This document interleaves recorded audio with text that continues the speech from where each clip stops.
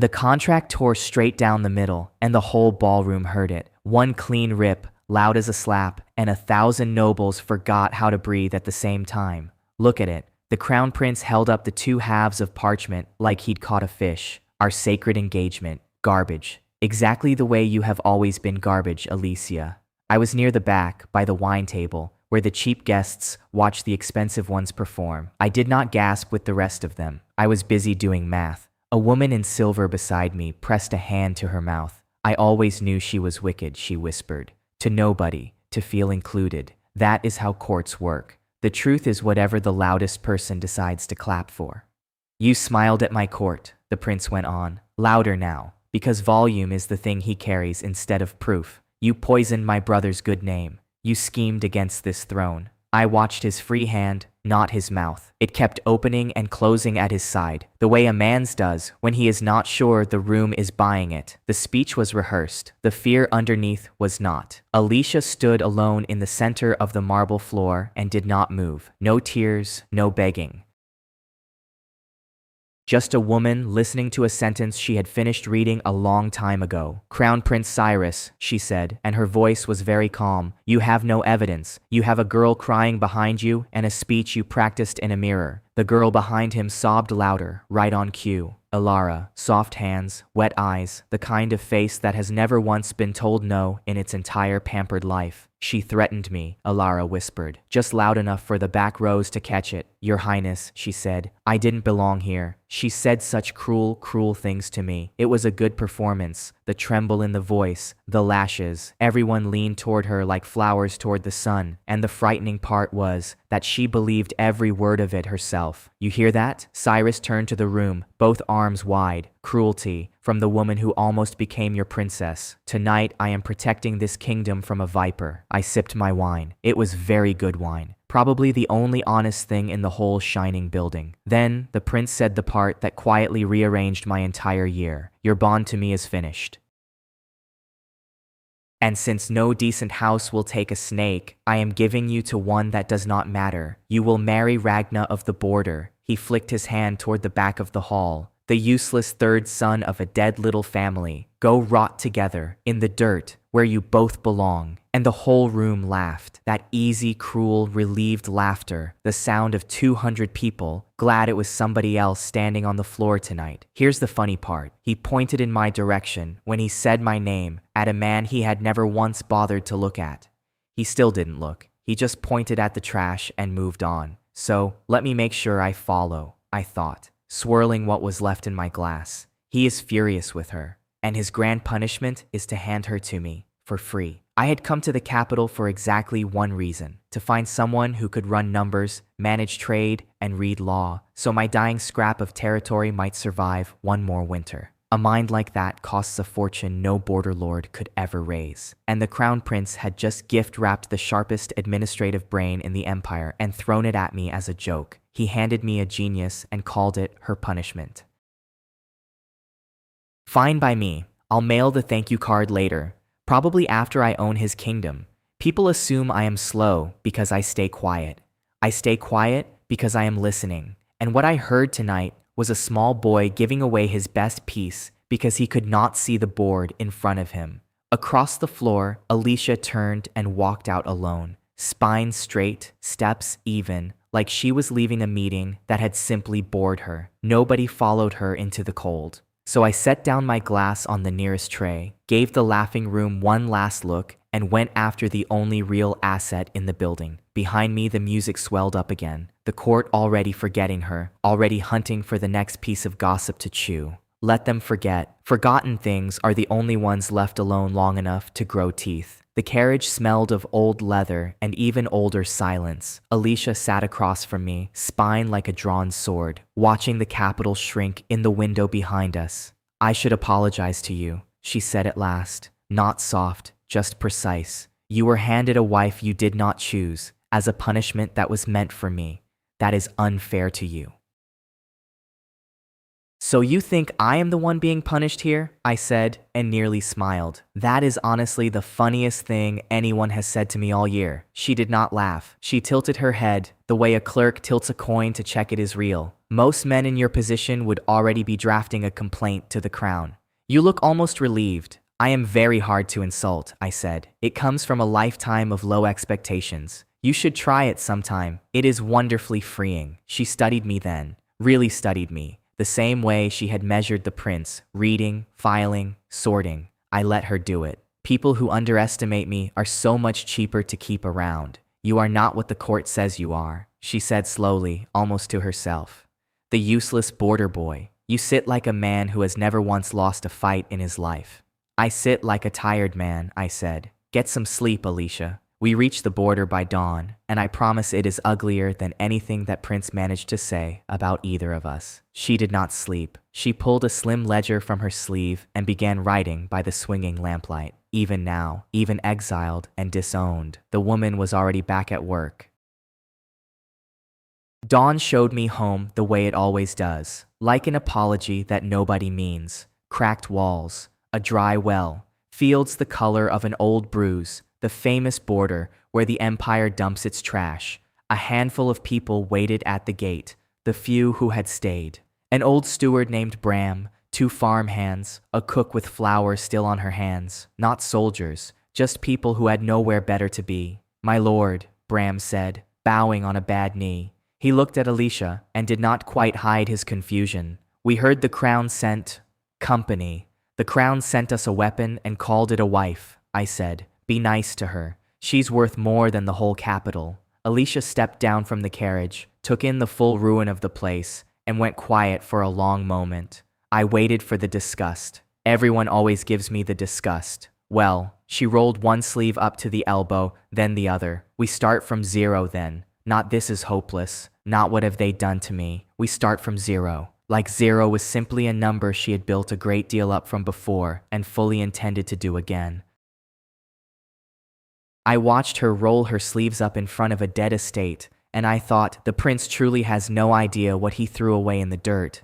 Good, let us keep it that way a while longer. We did not even get one full morning. By noon, a carriage in capital colors rolled through my broken gate, and a fat man in an official sash stepped out like he owned every stone of it. I am Magistrate Doran. He let the name sit, as if it should mean something to peasants. Sent by the crown to oversee your rehabilitation, which means I oversee all that you own. He looked around at the cracked walls and the dry well, and his mouth curled, which by the look of this place is precisely nothing. How fitting. His guards fanned out behind him, hands resting on hilts, grinning at the entertainment. 6 of them, real steel swords, polished bright for exactly this kind of theater. The terms are simple, Doran went on, thoroughly enjoying himself. Hand over every coin still left in this estate, down to the last copper. Holding out on the crown is a crime, you understand. And the woman, he nodded at Alicia like she was a coat rack, will scrub the floors of my quarters on her knees. Exiles work for their keep. The viper most of all. Behind me, old Bram went stiff with anger. I put a hand on his shoulder. Not yet. I opened my mouth to answer Doran myself, and Alicia lifted a single finger, barely an inch, without even glancing my way. Let me, the finger said. So I shut my mouth and leaned back on the gatepost to enjoy the show. Magistrate Doran. Alicia stepped forward, polite as a thin knife. Before I scrub anything, may I see the warrant that grants you the authority to seize a titled estate? He flicked a rolled parchment at her, bored to his bones, sealed by the capital itself.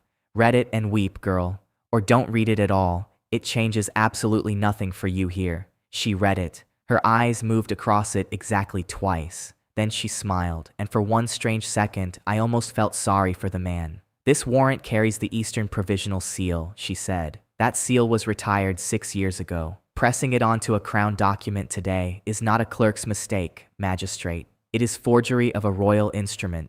That is, Doran's grin cracked at one corner. That is a clerical matter, a small technicality. You are reaching, girl, and reaching badly. It is a capital offense, she said, in the same even tone you would use to read a dinner menu aloud. You arrived at this gate a magistrate. You are now a criminal, holding a forged seal, in front of witnesses. The grin died. His servants and his guards had all heard it, every word. And a man's authority is only ever the belief of the people watching him hold it. For one full second, Doran believed in nothing, except the heat climbing up his own neck. Then, because men like him know only one answer to losing, his hand went for his sword. Here is the thing about steel. Everyone in that yard respected it. The guards, the magistrate, the whole rotten system that mailed them to me. Steel was the argument that had always won. So when Doran's blade swept up toward the woman who had just out-lawyered him, I finally stepped off my gatepost and crossed the dirt between us. I caught the falling blade between two fingers, the way you might catch a fly that has been circling your head too long. Then I closed my hand around it. The steel shrieked once and broke clean. The sound those 6 guards made was not a battle cry.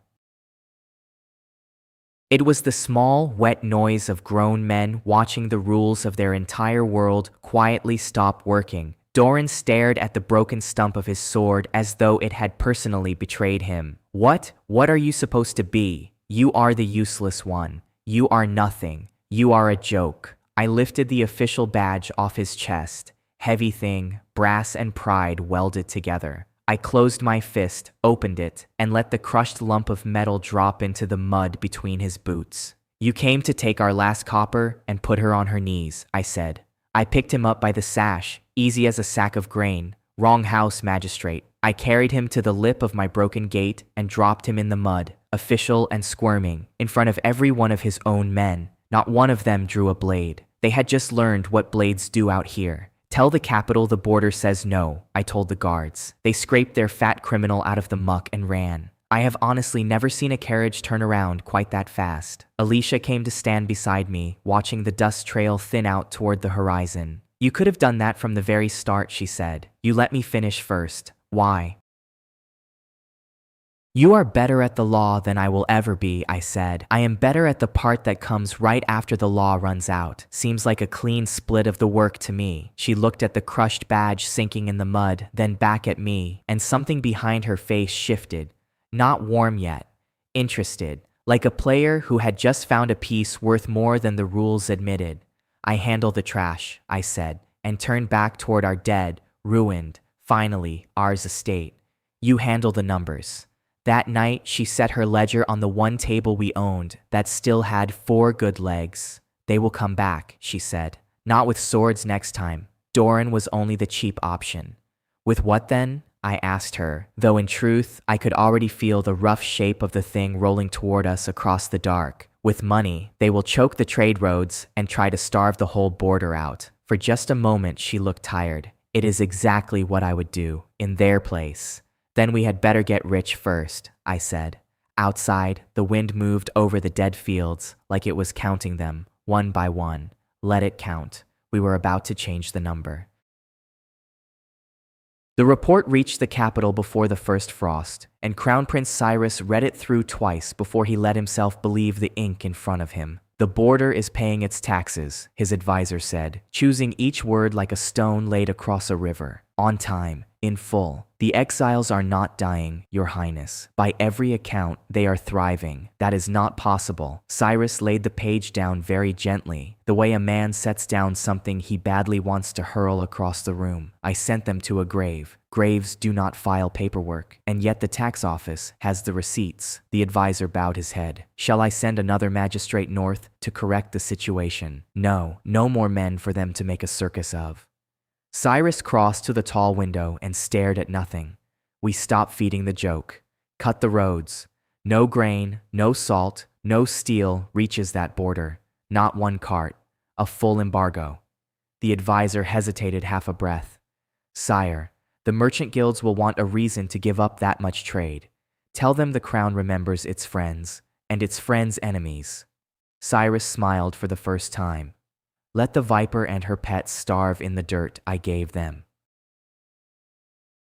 A man with an empty belly forgets how to be clever. He believed it completely. He had never once gone hungry in his life, so he had decided that hunger was simply another word for obedience. The advisor wrote the order and said nothing. Within days, every road north wore a checkpoint, and every guild in the empire heard the same soft warning: sell so much as a sack of flour to the exiles, and answer to the throne for it. The embargo found us inside a week. I felt it first at the market, where the stalls that used to fight over our coin had all, at the very same hour, sold out of absolutely everything. Alicia walked the square with a list in one hand and a face like still water, while the three fattest traders watched her the way barn cats watch a bird that's dragging one wing. No grain today, my lady. The grain seller spread his hands above a scale with nothing on it. Nor tomorrow, I'd guess. Capital's orders. Nobody trades with the border now. You have good rye behind that curtain, Alicia said mildly. 6 sacks of it by the smell. The curtain hides rather less than you imagine. All spoken for, sadly. His grin stretched wide and slow. By people who matter.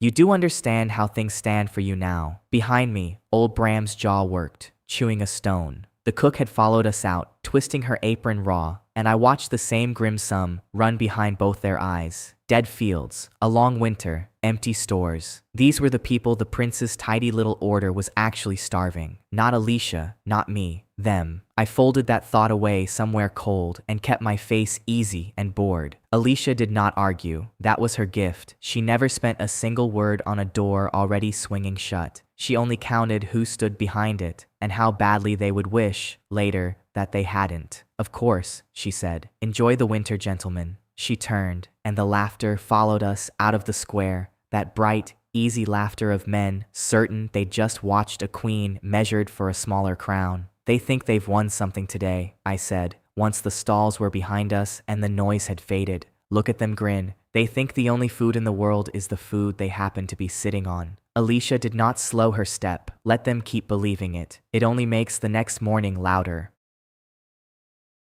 Back at the estate, the cook finally said what Bram wouldn't. My lord, there's maybe 2 weeks of stores left, if we go careful. After that, she didn't finish. She didn't have to.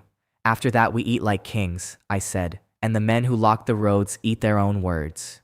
Give me one night. Trust me that far. Bram looked at me a moment, the look of a man who'd watched my family buried and stayed anyway. He said quietly. I've trusted you through worse than hungry. He had. I didn't thank him aloud. He'd have hated it. That night I went down to the cellar I keep locked, the one even Bram has never held a key to, and I built us a way out of the prince's neat little trap. I won't tell you how it's done. Partly you wouldn't believe me. Mostly the how was never the point. The Empire taught me that lesson the hardest way there is. The point is what I carried back up the stairs. A crystal, clear as standing water, deep as a held breath, throwing thin blades of light across the kitchen wall. Tier 0, the grade the royal minds cough up perhaps once in a lifetime, in a generous year. I set it on the table in front of Alicia. She didn't gasp.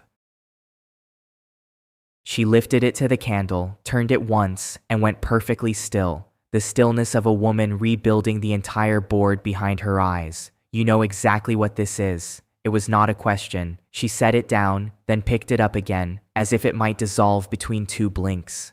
I know what it's worth, I said, which is rather more than that grain seller will see in 3 honest lifetimes of telling us no. Where did you? She caught the question and put it away unspoken, the way she does with anything that isn't useful to her yet.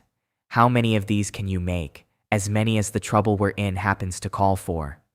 I dropped into the chair across from her.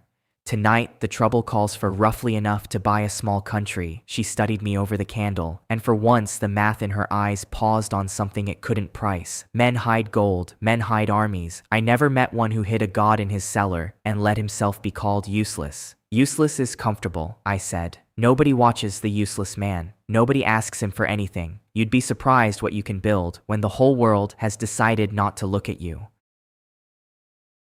Something moved across her face then. Not pity. She'd never insult me with that. Recognition. She knew exactly what it was to be looked at wrong on purpose. She let it pass, and so did I. Then we don't beg the guilds, she said, setting the crystal down like a piece that rewrote the board. We make them beg us. Get me into the guild hall in the border town, Varick's Hall. And the plan, once we're inside? I asked, already fairly sure she'd built the whole machine behind those calm eyes. Bring the crystal. Say nothing until I look at you.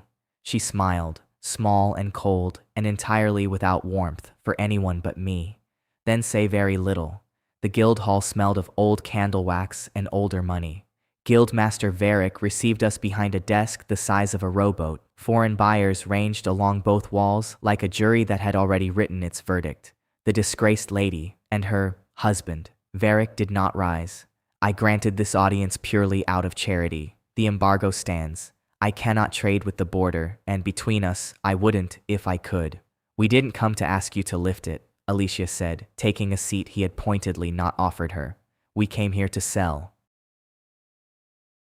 That drew a ripple of laughter off the walls. Varric let it run, savoring it, then folded his thick fingers. Sell what, precisely? Dust? You hold nothing the Empire wants. You're a cautionary tale with a title. And you're a guild master in a room full of foreign buyers, she answered, who each crossed a great deal of country on nothing but a rumor about the border. Did a cautionary tale bring them to your door? The laughter frayed at its edges. A sharp-eyed woman in eastern silks leaned forward. Varric held his smile in place, but behind it his eyes had begun the arithmetic he should have done before he opened his mouth.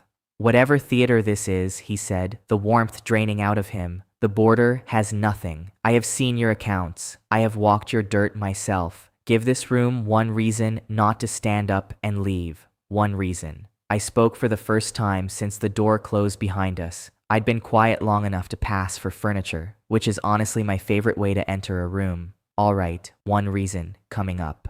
I took the crystal from my coat and tossed it onto the desk, underhand, careless, the way you flip a man back the glove he dropped. It struck the wood with a weight far too large for its size. It rolled once, dragging hard light across every face in the hall, and came to rest dead in the center. So did the breathing in that room, all of it, at the very same instant. Varric's chair went back on two legs. He caught the desk edge with both hands, knuckles bled white, staring at the stone as if it might rise off the wood and go for his throat. That is not. Tier 0 cannot simply... Pick it up, Master Varric, I said, almost gently. Real things never mind being handled. He didn't. The woman in eastern silks did. She crossed the floor, lifted the crystal to the window light, and whatever she found burning inside it brought her straight to her feet. I will buy every stone this man can produce, she said to the hall in the flat, steady voice of someone who has just glimpsed the true shape of a fortune. Name your price for them, she said. I will beat any number spoken in this room, and gladly. And the jury caught fire all at once. Buyers came off the walls, shouting figures over one another, waving sealed letters of credit at a guild master whose embargo had just turned to smoke inside his own hall. There is an embargo. Varric said it to nobody, his voice gone reedy and small. The crown forbade it. You cannot. The crown forbade. You'll find money has never once cared what a frightened prince forbids, Alicia said, drawing on her gloves a finger at a time. Madame Yun, I believe, walk out with me. We have terms to discuss, you and I. She paused at the door and looked back at Varric, almost gentle. For the wider world, the border's price is more than fair. For the capital, it is 100 times that. Do see it reaches the right desk. By the next morning, the rutted road to our broken gate wore a line down its whole length. Carts, traders, and near the very front, the grain seller, shivering, clutching the same rye that had been so terribly spoken for. My lady, he bowed so deep his hat dropped in the mud. There's been a dreadful misunderstanding. The rye was always meant for the border, a gift. I've salt as well, and oil, and whatever else my lord might require. You told me yesterday it was all spoken for, Alicia said, without a trace of cruelty. By people who matter, I believe was the phrase. I was a fool, my lady, a blind, greedy old fool, and I beg you to forgive. His voice broke clean across the middle of it. You were honest the one time. That's rarer than rye. She let him sweat through a single full breath. We'll buy, at our price, not yours. Deliver to the back gate, with everyone else who told us no first. I leaned in the doorway and watched the man who'd lectured her on hard winters haul his own sacks through the muck, grateful to be robbed politely. A week back, he'd owned that square. Now he was just early in line. The whole town turned with him. The same faces that had laughed us out of the market were at our gate now, hats in their hands, and Alicia learned every name. She forgets nothing, especially not who laughs. It should have felt like enough, and it very nearly did. but I've learned to listen for the second shoe, and somewhere far south of us, a warm, bright room was about to receive a very cold report. In the capital, the Borders trade ledger landed on Cyrus's desk a second time that season, and the figure at the bottom of it no longer pretended the exiles were dying. It said they were rich. Richer than 3 of his own provinces stacked one on the other. Foreign gold was sliding straight past his shining capital to a place he had personally built to be a tomb. How? Just the single word, very soft. How is a dead man selling stones my own royal mines have never once managed to dig out of the ground? His advisor had nothing. Cyrus stared at the number a moment longer, and the wine glass in his other hand cracked clean through, red threading down his wrist as though he'd cut his palm open on his own kingdom. The candle in Alicia's study burned down to a stub every night that month, and every night she lit a fresh one without once looking up from the page. I started inventing reasons to pass her door. A draft to check, a lamp to trim, lies, every one of them. The truth was, I had never watched anyone work the way she worked. She had taken the worst room in the house for herself. Cold, narrow, one cracked window that let the wind straight in. When I asked her why, she said the cold kept her sharp. I stopped asking. Most nights she slept maybe 3 hours, upright in the chair, pen still loose in her fingers, and she'd be at the figures again before the cook had even coaxed the kitchen fire awake. She wasn't keeping a ledger. She was building a whole country out of rye prices and other men's debts, one cold line at a time, like the work was the only thing holding the floor up under us. I picked up a page once while she dozed to understand her. Trade routes redrawn around the capital. Buyers ranked by how much they hated the crown's tariffs. She wasn't surviving the embargo. She was mapping it. You read my notes when I sleep, she said the next morning. Not a question. I leave the ugly handwriting on top on purpose. The real work sits underneath it. I know, I said. I read that part too. For half a breath, she almost looked impressed, which on Alicia is something close to a national holiday. We traded small approvals like that for weeks, careful as 2 people testing ice. It was, I think, the closest thing to courtship either of us had ever known how to manage. You're staring, she said another night, without turning around. You've been staring at my back for a week. Either say the thing or go to bed, Ragna. You'll work yourself straight into the ground, I said. Then I'll have a beautifully organized estate and nobody left alive to run it. How terribly romantic. But the corner of her mouth moved just slightly. I'll rest when it's safe to rest. It is not safe yet. You of all people should understand that part. I did. That was the trouble. I understood her better than I wanted to, and understanding people has never once made my own life any simpler. So the next night, while she was out drawing water at the well, I left something on her desk. A small thing. Plain, ugly, no jewels. Warm to the touch, and it stayed warm. The kind of artifact that holds an even heat through the hardest night. The capital's pampered daughters keep 3 of them apiece and never once spare a thought for it. I didn't make a ceremony of it. I set it beside her inkwell and went to bed. What it's made of doesn't matter. What it did was keep her hands warm enough to keep writing. That was the whole of my reasoning. She found it by morning and held it up between 2 fingers like a clerk holding up evidence. This is a regulated heat artifact. These do not simply turn up on border desks by accident. I had a spare, I said. She turned it over slowly. You had a spare, a regulated artifact, lying about in a dead estate that 2 months ago could not afford candles. Found a pair of them with the good spoons, I said, and poured the tea. Keep it or melt it down. The spoons won't miss it. She kept it.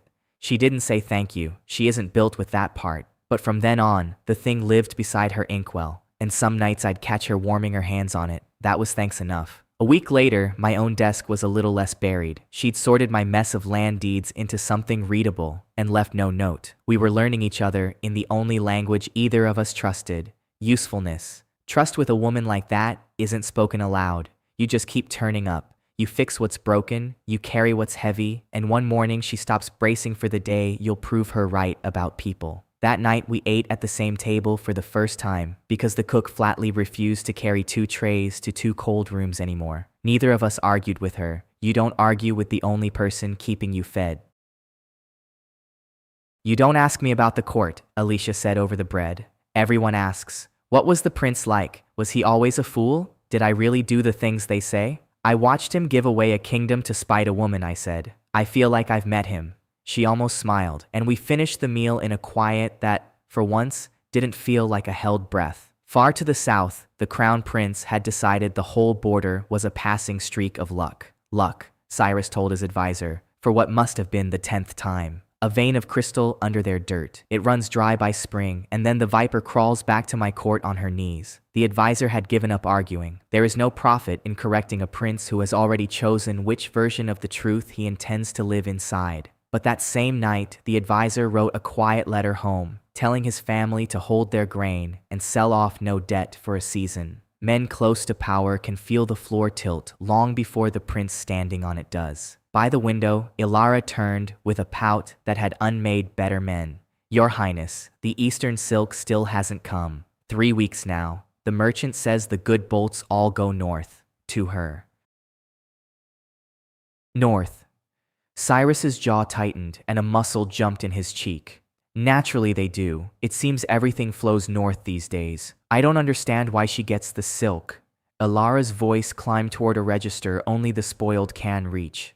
She's exiled. She's nothing now. I'm going to be queen. The lovely things are meant to come to me. There she was, the whole of her, in one sentence. Ilara had never wanted a thing she'd had to earn. She didn't think she was cruel. She thought the world had always agreed with her and couldn't picture it stopping. She hadn't yet noticed that 2 of her ladies had stopped calling, or that her dressmaker now answered a week late. She would. People like Ilara always noticed the warmth leaving the room last of all. You'll have your silk, my dear, Cyrus murmured, soothing her the way you'd gentle a fretful child. He believed it as he said it. He still thought he was the one holding the leash. Back at the estate, I finally learned what Alicia had really been gathering through all those cold years. I went looking for her one evening with a question about the Eastern contracts and found the study empty, the lamp still burning, and a tall cabinet standing open against the wall. Now I'm no snoop, but you don't live my life and walk past an open cabinet without looking. Inside sat folders, black, plain, dozens of them, each sealed with a different noble crest I half remembered from court. I didn't open a single one. I didn't need to. You learn to read a room, and this room was a loaded weapon stacked in neat, patient rows, gathering dust, waiting for a hand to pick it up. One crest near the front I knew, a black hawk on a split field. Duke Castel, the man who signed my family's land over to the soldiers, with one bored flick of his pen. I stood a long moment looking at his folder. That, said Alicia from the doorway, is not the T. I turned slowly, the way you do when you want a person to see plainly, you won't pretend you saw nothing. No, I said, it isn't. She came in and closed the cabinet without hurry, not embarrassed, just measuring me, the way she measures everything, running the sum of what I might do with what I'd just seen. How many folders? I asked. Enough to drop half the capital's titles into the gutter, she said. Given a reason and an afternoon to spend, I let that settle. A woman exiled for being too dangerous, who had in fact been dangerous the whole time, in the one manner nobody ever thinks to search a lady for. How long have you been at this? I asked, nodding at the rows of black folders. Since I was 16. She watched for the flinch she expects from everyone. My father's court. The only people who leave a room like that alive are the ones who know where everybody buried their dead. She tapped one folder at random. This one I bought with a sentence overheard at a wedding. This one cost me a dance I'd rather forget. You collect long enough, the whole capital starts owing you a secret. I just nodded. That was all. I didn't step back, didn't reach for a blade, didn't ask the question she was so plainly braced for. You're not going to ask if one of them has your name on it, she said, and for the first time she sounded genuinely thrown. Is there one? There was. I burned it last week. Something flickered across her face, the nearest thing to caught out I'd ever seen. It had stopped being useful to me. That's a strange way to say you started trusting me, I said. I don't trust easily. She looked at the cabinet, not at me. Trust got my mother killed. Information kept me breathing. You learn which to lean on. There it was. Not the villainess the capital had sold to the crowd. Just a girl handed a knife instead of a childhood, who'd balanced on the edge of it ever since. You know what I actually want? She said, quieter now. Not the prince on his knees. Not revenge. I want one piece of ground that's mine. Not my father's name on it. Not a husband's. Mine. You're standing on it, I said. She looked around at the cracked walls of that freezing, half-dead little study, and something came loose in her face. I know, she said. That's the part that frightens me. I understood that better than she knew. The Empire took my whole family and laughed when I asked for justice. So you spend years owning nothing worth protecting, on purpose, because nothing can be taken from a man who has nothing. And then one day there's a thing you'd bleed for, and the fear walks right back in through the door beside it. I didn't tell her all of that. Some things you keep in your own folder. But I made a quiet decision in that cold room. I would burn the whole empire down before anyone dragged this one back to the capital. The hawk on the split field, I said. Castell, set that folder aside where I can find it. Someday I'm going to want it. She studied me, nodded once, didn't ask why. She'd already guessed, and let me keep it. We sat with that a while, the folder between us and the fire burning low. Two people the Empire had thrown out for scrap, quietly building an arsenal from everything it never thought we'd bother to keep. That night, the watchdogs at the gate woke barking at the dark, hackles up, snarling at something past the tree line that hadn't yet shown its face. Alicia set down her pen and listened. His luck story just ran out, she said, almost relieved. Denial is cheap. Whatever he tries next won't be. She was right. What came next had a price tag on it, and the prince had finally decided to pay it in men. The prince did not send an army, not yet. He sent instead for a man who killed for coin and left no name behind on the work. The Black Hounds came to the palace through a side door, the way all of Cyrus's ugliest decisions did. Their captain wore no colors and gave no name. That was, in fact, the whole value of the man. Burn the estate down to the stones, Cyrus said, quiet, almost bored, the way a man gives an order he has already decided not to feel. The crystals I want recovered, the man I do not care about. Then he paused. Even Cyrus, who had stood in his own ballroom and named Alicia a viper before the entire court, hesitated for half a breath. The woman, bring her back to me, unharmed. The captain didn't ask why a prince wanted his discarded fiancée dragged home without a mark on her. The Black Hounds charged a great deal extra for curiosity, and Cyrus had not paid for any. It will be done by the new moon, the captain said. I should tell your highness, in fairness, nobody has ever survived a contract with my company. Not a lord, not a fortress, not once in 30 years. He believed it completely, and had every reason to. It had been true his whole career, which is precisely the certainty that buries a man in his own armor, though he hadn't lived long enough to learn it yet. Good. Cyrus turned away, already picturing the border as Ash and Alicia kneeling on his marble floor. And Captain, when she asks who sent you, and she will ask, you tell her, it was the man who owns her. The captain bowed and went off to die. He simply didn't know that last part, and neither, for that matter, did the prince who'd hired him. They came 3 nights later. Beneath a moon they'd waited for the clouds to swallow. Quiet, disciplined, expensive. The watchdogs at the gate didn't get to finish a single bark. I knew they were coming. You don't outlive what I have without learning the hush that settles just before men with knives arrive. The dogs went still, the crickets cut out, the dark leaned closer. Ragna. Alicia was already dressed, already calm, a thin blade I hadn't known she carried held low along her thigh. How many of them is it? 40, near enough, and good ones. I did not get up from my chair by the fire. Black Hounds, by the way they move out there. Our prince has finally gone and bought himself professionals. 40 professionals. She didn't sound afraid. She sounded like a woman checking a figure against her own records and finding it smaller than advertised. And your grand plan is to sit there drinking tea. My grand plan is to finish the tea. I nodded toward the stairs. Take Bram and the others down to the cellar. Not because you can't use that knife, because I'd rather you never had to tonight. She held my eyes a long moment, then she gathered the staff and went. Not because I'd told her to, but because she'd run the numbers and chosen, this once, to trust mine over hers. From Alicia, that was deafening. The house emptied until there was only the fire, a cooling pot of tea, and 40 of the deadliest men coin could rent climbing my walls in the dark. I refilled my cup. It seemed only polite to be comfortable. The first man came over the south wall. I heard the sound of a body meeting the ground far harder than he'd jumped from it, as though the air had quietly decided he now weighed 10 times what he ought to. I didn't look up. I know every sound my home makes when something it dislikes comes inside. I'd spent a year in the quiet, teaching the place its manners. Tonight, it was finally going to use them. There were lights out in the dark, not torch fire, something colder and whiter and brief. Men barking orders, then barking nothing, then not barking at all. Steel that touched my walls came away as a fine, bright dust. I poured a second cup. Past the window, a black hound sailed by, at an altitude men are not built to reach, wearing a look of genuine surprise, and did not come back down anywhere near where he had left the earth. I won't tell you how the wards work. I'll only say I built them after the magistrate, while the whole region agreed I was a useless man playing at lord. Useless men, it turns out, have a great deal of free time. One did reach the door. Credit to him, he was fast and frightened, which is faster still. He got a hand on the latch and looked for one heartbeat, like a man who might actually make it as far as me. He didn't. The threshold of my home is the last thing a great many bad ideas have ever touched.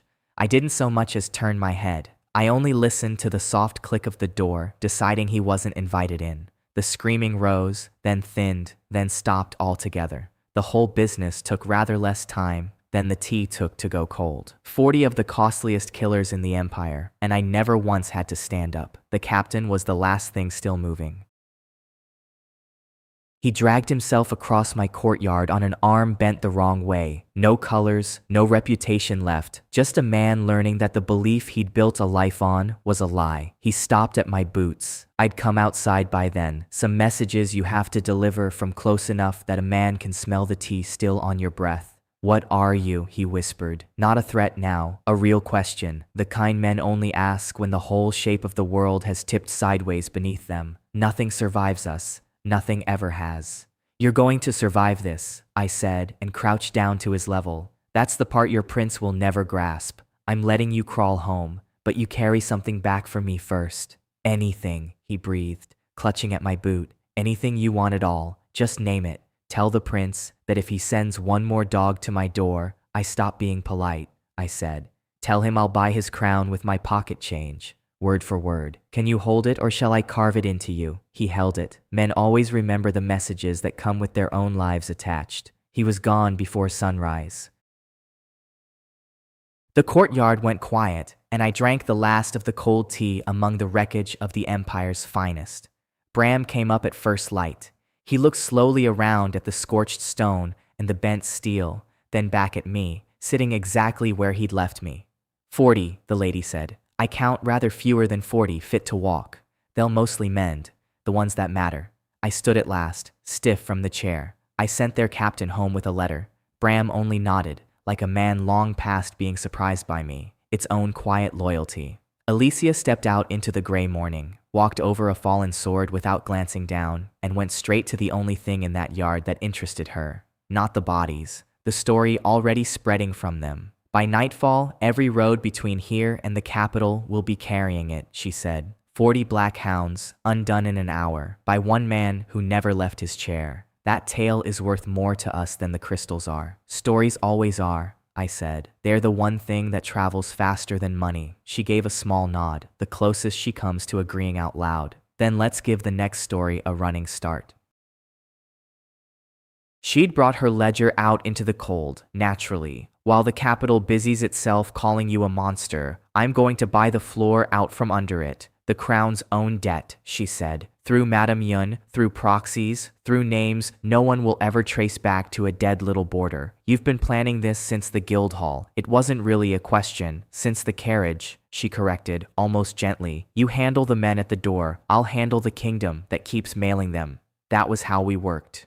I was the wall. She was the thing it protected, and the thing quietly buying the ground the attackers stood on. Every man the prince spent breaking against me made her next move cheaper. The prince's reply came a week behind his dying mercenaries, wrapped this time in better manners. A royal messenger, full court dress, a sealed letter, and a voice trained from birth to make a threat sound like a favor. "His Highness, in his boundless mercy," the messenger proclaimed to my courtyard, "is moved to forgive. A full pardon, a minor lordship with lands, a considerable weight of gold." He let it settle, then went on.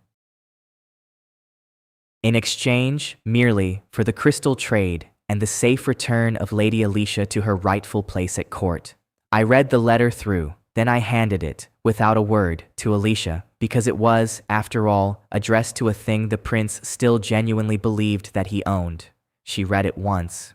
Her expression didn't so much as twitch. The messenger kept talking, the way nervous men do, stacking up the prince's generosities as if enough of them piled together might resemble strength. It is a most fair offer, he concluded. More than fair. His Highness was under no obligation to extend a thing at all, you understand. No, Alicia agreed, already reaching for a pen. He was not, and she turned the letter over and wrote one single line across the back of it. Then she set down the pen and looked at me, and for a moment, something nearly like mischief crossed her face. I found something in the capital's accounts while I was at it, she said. Lo, only for me. An interesting little portfolio of debt, the crown's own, and it is quietly for sale, to the right hands. Is it? I said. And are we by any chance the right sort of hands? She only smiled and folded the letter, and I understood we'd just opened a far longer game than the messenger in my yard could imagine. She held the folded letter out to him between two fingers. Read it to His Highness exactly as it is written. Don't soften a single word. He pays you to carry his messages, not to improve mine. The messenger's eyes dropped to the line. Whatever he found there, the blood drained from his face by slow degrees, like a man watching a door he had always assumed would stand open swing quietly shut in front of him. My lady, I cannot read this aloud to the crown prince, he said. When he hears it, he will understand it. In time. Alicia had already turned back to her ledgers. That is rather the entire point of it. And with that, the great mercy of the crown was dismissed from her doorway. I walked the messenger out to his horse myself, mostly for the simple pleasure of watching his face. A man who'd ridden out to collect a kneeling woman, riding home with a single sentence built to end his master. He never once managed to meet my eyes. The line reached the capital 2 days later, in the messenger's visibly shaking hand. Cyrus unfolded it expecting a surrender, or at the very least the opening of a negotiation. He was certain he would win. He read the sentence, written in Alicia's clean and merciless hand. The border does not negotiate with what it already owns. He read it a second time. He did not understand it, not the true weight of it, not yet, but some older animal part of him understood just enough to go cold and very still. What does she mean? Owns. Cyrus's voice climbed thin and high. What is that supposed to mean? I own the border. I own her. I am the crown. I own every. His advisor said nothing at all. The advisor had seen the trade ledgers with his own eyes and was beginning to understand that sentence with a clarity that made him wish to be very far from this particular room. By the window, Ilara had gone quiet too, watching the prince she'd chosen come apart over one line of another woman's hand. Something flickered behind her untroubled face. Not understanding. Its first cousin. Doubt. Send the army. Cyrus came to his feet so fast the chair toppled behind him. Not mercenaries. Not messengers. Not pardons. Send General Harvick. Send all 5,000 of them. I want that border scraped off my map by first snow, he said. And the woman brought to me in chains, to explain what she imagines she owns. He was still shouting when the doubt in Ilara's eyes took root. You hear an army long before you see it. 5,000 men make a sound the ground itself remembers. Boots and drums and iron, a low, rolling thunder that arrives a full hour ahead of the first banner. Bram found me at the window, gone gray in the face. My lord, the road, there's no end to it. He sent the whole army up the valley at us. Not the whole army, I said, watching the dust climb the far ridge. Just the part with the best general in it. Harvick. The prince has stopped sending me dogs. He sent a wolf. I knew the name. Everyone in the empire did. 40 campaigns, and never a loss. The kind of soldier they name streets after, while he's still alive to walk down them. A real one this time, not a hired killer playing dress up in the dark. By midday, their ranks filled the whole valley below us. Banners and steel as far as the eye could follow. 5,000 spears in clean ranks, siege wagons groaning, cavalry strung along both flanks, and at the dead center, a man on a gray horse who didn't have to raise his voice to be obeyed. They had come dressed for a siege and not a battle, scaling ladders, pitch, a ram slung under oiled canvas. Harvick had been sent north to take a fortress. Nobody had thought to tell him there wasn't one. Just a gate, a long stretch of cold dirt, and one man standing in the middle of it. The cook was crying in the kitchen. The farmhands had gone quiet in the way men do when they're counting how far off the nearest hills are. Bram had armed the few who would stay. A rusted spear here, a wood axe there. It was less a defense than a gesture, and every man holding one knew it. They watched the valley fill the way you watch a tide come in over your own boots. I had seen that look before, on the road north, on faces that had already decided they were going to lose. I was very tired of that look. I had built this whole place, stone by stone, so the people standing in it would never again have to wear it. This was the moment the whole region had waited for since we arrived. The border finally biting off more than it could chew. Alicia stood at the gate beside me, studying the army sent to wipe us off the map, and all she said was, "He's brought enough men to take a walled city." "He has," I agreed. "Bit of a pity I'm not a walled city." She didn't laugh, but she didn't tell me to run either. By now she knew better than to do either one. There's a way these things are meant to go. The Lord cowers behind his walls. The general offers terms, a siege, a parley, a slow grinding negotiation, while everyone pretends the ending isn't already written in the size of the two sides. I have never had much patience for the way things are meant to go. So I opened my own gate with my own hands, told the guards to stand well back, and walked out alone onto the bare road between my home and 5,000 soldiers. No armor, no blade, just me, a long stretch of dirt, and a very great deal of quiet. Ragna, Alicia's voice, low, behind me. Not a plea, a final check of a figure. "You're certain about this? Stay at the gate. Watch the front ranks, not me." I didn't turn. "And have the carts and the contracts ready to roll the moment I stopped walking." I heard her go still as she understood the whole shape of it, and I kept walking. General Harvick watched me come, one unarmed man strolling toward his army like he'd wandered over to complain about the drums keeping him awake. Then he did the thing every one of them did, right up until they stopped doing it. He laughed. "This is the terror of the border?" Harvick called, and his officers laughed, because that is the job of officers. One man, no sword, no sense at all. "Son, turn around. I don't blade fools who walk away. Go home." "I am home," I said. "You're the ones a long way from yours. All 5,000 of you, on my road, in my dirt." I stopped halfway, close enough to read the faces in the front rank. "This is the only time I'll say turn around." Harvick stopped laughing. "You don't get to be an old general by ignoring the thing at the back of your neck." And his was telling him something his eyes flatly refused to accept. "That's a lot of confidence for a man with empty hands," he said. "Careful now. Confidence doesn't stop 5,000 spears. Last warning, boy. Kneel, or I give the order to ride you down."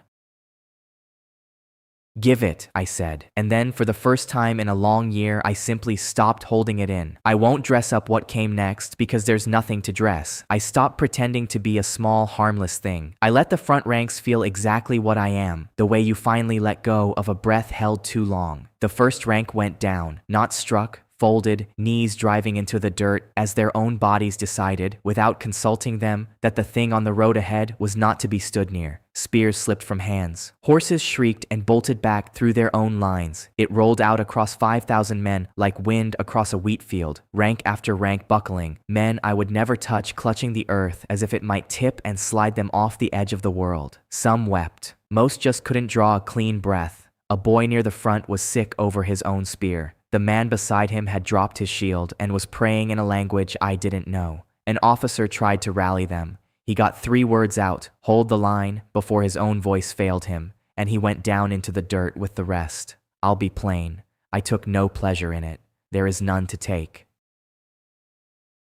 It is the same feeling as putting your whole weight against a door to keep something terrible on the far side of it. You don't relish the door. You simply hold it shut and go on holding it, and you do not let the thing on the other side come through to the people behind you. I felt almost sorry for them. They'd been sent to kill a monster, having been told it was a frail little exile. I never moved. I never raised a hand. The deadliest army in the empire knelt in the road before one man with empty hands, and not one of them could have told you what had reached into their legs and folded them. Harvick alone stayed on his feet. Give the old wolf that much, for staying upright cost him everything he had. His whole army was in the dirt, and he forced himself down out of the saddle and onto his own 2 legs, jaw locked, sweat cutting pale tracks through the dust on his face. I have buried things I didn't understand before, he ground out, drawing his sword, a heavy cavalry broadsword, a brute built to cut through a man and his horse in a single stroke. I'll bury one more today. He came at me with everything an unbroken man had left. 40 campaigns lived in that swing. It was, in honesty, beautiful, the last clean stroke of a genuinely great soldier, and I won't pretend otherwise. I caught it in my open hand. The blade stopped dead against my palm as if it had swung into the flank of a mountain. For one long heartbeat, Harvick's whole life showed plain in his eyes. Every battle that had taught him steel was the final word in any argument, all of it ending here, against a hand that hadn't even bothered to close. He didn't beg, I'll grant the old wolf that much, then and ever after. He only looked from his own empty hands back up to my face, and I watched him do the hardest arithmetic a soldier is ever made to do, the sum where the answer comes out that everything he had believed about strength was wrong. Then I closed my fingers. The broadsword shattered, the pieces ringing bright off the road, and General Harvick, undefeated in 40 campaigns, sank slowly onto one knee before his 5,000 kneeling men.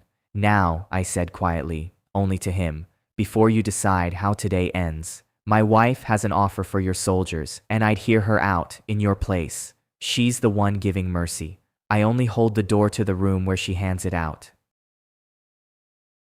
That was Alicia's cue, and she did not waste so much as a breath of it. She came down the road not as a conqueror, but as a woman with a ledger under one arm and a long train of carts at her back, each bed heavy with gold that caught the thin, cold sun. She walked past me, past the kneeling general, up to the front ranks, and spoke to them like an employer, not an enemy, which was the one thing not a man among them had been braced for. You came up this road on the prince's coin, she called, clear and level. I know to the copper what he pays you, because I've read his books, and it's late, isn't it? 3 months late, for most of you, longer, for some. A murmur went through the kneeling ranks, low and real. She'd struck something true. She always does. It's the only place she ever aims. Down the line, a grizzled sergeant said it for all of them, half to himself. 4 months mine. Wife wrote me the baker'd stopped giving us credit. He wasn't speaking to her. He was just, after a long time of swallowing it, finally saying the thing out loud where someone holding gold could hear him. The border pays on time, she said. Triple what the crown already owes you, counted into your hands today. In gold you can bite. 5-year contracts, your family's fed through any winter, and you stopped taking orders from a man who couldn't be bothered to pay you. She let it hang in the cold. Then quieter came the part that mattered. I'm not asking you to kneel. You've done quite enough kneeling for one morning. I'm asking you to stand up and work for someone who'll trouble to learn your names. For a moment, nothing. 5,000 men holding one breath. Then the youngest soldier in the front rank, a boy who couldn't have been 20, crawled forward on his hands and signed his name to her contract with a shaking fist, and the dam broke clean through. 5,000 soldiers came up off their knees and surged toward the carts. Not a rout, a stampede to be hired. Men shoving each other aside not to flee the monster, but to reach the woman with the gold and the promise that someone, finally, would remember they had names. I stood in the middle of it and watched an entire army change hands in the time most men take to lose an argument. No slaughter, no burning field. Just gold, a fair contract, and a woman who'd understood that soldiers are exactly the people the crown had stopped bothering to see. I have broken an army with my 2 bare hands, and I have watched Alicia buy one with a fair wage and a promise she fully meant to keep. I'll tell you plainly which of the 2 frightened the capital more once the story of that morning reached it. It was never the man standing on the road. Harvick watched it from his knee, and something in the old man's weathered face quietly came apart. 40 campaigns, he said, to nobody. And the thing that finally beats me isn't a better army. It's a payslip in a steadier hand. It's worse than that, General, I said. It's a better employer. I held my hand out to him, the same one that had just broken his sword. Get up. You're not my prisoner. Want work? She's hiring. Want the road home? It's open. But we both know there's nothing left in that capital worth the walk. He looked at my offered hand a long, long moment, weighing a lifetime against it. Then the old wolf took it and got to his feet, and that was the day the prince lost his army without a single arrow loosed. The news didn't so much reach the capital as go off inside it like a dropped lamp. Cyrus stood when his advisor finished, then sat, then stood again, the way a man moves when his body can't decide whether to run or be sick. "Say it to me again," he said, slower this time. "The army signed contracts, Your Highness." The advisor's voice had gone very quiet. "With the border, General Harvick among them, the first to put his name down. They were not beaten in the field. They were hired out from under you. 5,000 men." Cyrus had lost all the edges off his voice. "My 5,000. My general. You're telling me one man and a woman with a ledger walked off with my army and never fought a battle to do it?" "There was no battle to be lost, sire." "That," the advisor said, "is rather the whole of the problem." What the advisor did not say aloud was the worst half of it. An army you beat in the field can be raised again out of the villages. An army that simply walks off to a better employer is something else entirely. It is a verdict on the wages, on the throne, on the man who had signed neither on time. And for the first time, he didn't drop his eyes under the prince's glare. He'd started running his own quiet sums on which way this wind now blew. By the window, Ilara had stopped pretending to arrange the flowers. The doubt that had rooted in her the week before had grown a little taller, and for once she had the sense to say nothing at all. That night, I found Alicia where I always found her, bent over her ledgers in the glow of the heat artifact, writing faster than I had ever seen her hand move. "You should sleep," I said. "We took an army this morning. The arithmetic will keep until dawn." "The arithmetic is the one thing that won't keep," she said, not looking up. "While the whole capital busies itself being afraid of you, nobody is watching me. That is precisely when the real move gets made." "What are you writing?" I asked, leaning into the doorframe. "Buying something," she said. "Buying what?" She finally lifted her eyes, and there was no ice left in them at all, only the steady, banked fire of a woman who'd spent a whole life waiting for enough ground to plant her feet on. "The kingdom," she said, "one debt at a time." "And how does a dead little boarder buy a kingdom?" I asked. "You don't ride into the capital. The capital rides out to you. It used to." She slid a fresh page across to me, a list of noble names, each with a figure beside it. "But I have a general now, and 5,000 swords, and a reason to go in person. Tomorrow I leave for the capital. It's time the great houses met the woman who holds their debts." I looked at the name her finger rested on, a black hawk on a split field. "Castell." "Starting with him," I said. She didn't ask why that one name first, out of a whole page of them that would have paid her a great deal better. She'd watched the way my jaw set every time the Eastern holdings turned up in her ledgers, and she had filed it away, the way she files everything, against the day it would come due. "You did ask me to set that one aside." She almost smiled. "I keep my promises, Ragna, especially the ones that pay me back." We went to the capital together. That surprised her. I don't leave the border for much, and never for pleasure. But some debts you have to collect in person. Harvick rode at the head of 200 of his new soldiers. The same men who'd marched out to kill me a week before now cleared the road ahead of me, and didn't seem to find it strange at all. The capital's gates opened without a single question. Nobody argues with 200 spears and the story riding in front of them, the one about a man who unmade an army without leaving his chair. The nobles watched us come up the main avenue, peering out from behind their curtains as the dead exiles rode by, alive and unhurried and entirely unafraid. The same faces that had laughed me out of that ballroom a year ago, struggling now to square the dead exile they remembered, with the woman riding in under her own banner. We took rooms near the heart of the city, in a house Alicia had quietly bought through a name 3 steps removed from ours. The border had a foothold in the capital now. The prince just didn't know it yet. Alicia carried a list of names. I carried only one, a black hawk on a split field. I'd held that crest in my head for years, the way you carry a stone in your boot you've stopped being able to feel, and never once stop walking on. Duke Castell received us in a library that had cost more than my whole territory. He didn't stand. Men like Castell never stand for people they've already filed somewhere beneath them. The exile returns.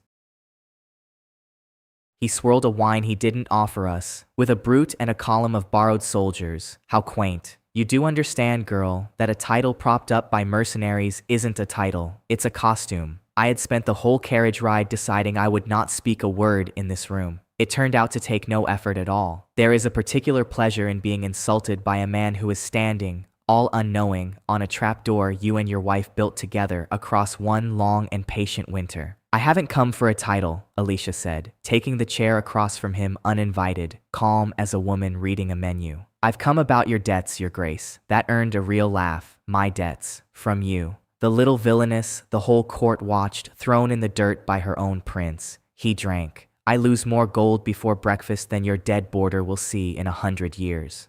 I said nothing. I'd promised myself, on the road in, that I wouldn't say a word. I only looked at the man who had signed my family into the cold ground with one bored stroke of a pen, and let him enjoy the last of his wine. The library was built to make a visitor feel small, a ceiling lost in shadow, shelves of books no one had ever opened, bound in skins worth a farmhand's whole year. Castell had spent a fortune making certain every guest knew their exact size the moment they crossed his threshold. It had always worked. It worked on no one in the room that afternoon. Harvick filled the doorway behind us with two of his soldiers, the way old soldiers fill a doorway, without effort, simply making it clear the room had one exit and they were standing in it. Alicia set a single black folder on the table between them. She didn't open it. With Alicia, the not opening is the threat. He glanced at it the way a man glances at a dog he's been assured does not bite. And this is meant to frighten me? A folder. I own a library full of them, by better hands than yours. Before you finish that glass, she said, read the first page. Only the first. The rest you already know by heart. You lived it. Castell's smile held while he flipped the cover back, the way a man's smile holds for exactly as long as it takes to read his own ruin in someone else's handwriting. Then it came apart. His eyes ran down the page once. His hand, the same one that had signed away other men's lives over toast and jam, began very faintly to tremble. Where? He managed. The wine sat forgotten in his other hand, tilting toward a spill. Where did you get this? This was sealed. This was buried. His voice had climbed half an octave without his noticing it. The wine he had not offered us tipped at last, a thin red line crawling across a desk that had cost a village. He didn't so much as glance at it. A man only stops minding his good things in the very moment he understands he is about to lose every one of them at once. Nothing stays buried from me, your grace. That's rather the entire point of me. Alicia tilted her head. Page 2 is worse. Page 3 ends your house. Shall I keep turning, or have we reached an understanding? Castell was not a brave man. Brave men are rare among people who have never once in their lives been told no. He looked at the folder. He looked at Harvick's soldiers in the door. Then he looked at me, and whatever he found in my face finished what that first page had started. He came up out of his chair slowly, old joints cracking in protest, and he knelt on the floor of his own library. No scream, no bluster. A duke folding quietly down before the woman he'd just called a costume. His steward stood frozen in the doorway, a decanter still in both hands, watching the master he had served 30 years fold down onto the floor of the room where he had always ruled. The decanter began, very faintly, to shake. That is how it travels, not the Lord's own fear, but the staff's. By nightfall, the whole house would know it, and by morning, the whole street. What do you want? He whispered. Anything. Name your price. Land, gold, votes in the council, anything at all is yours.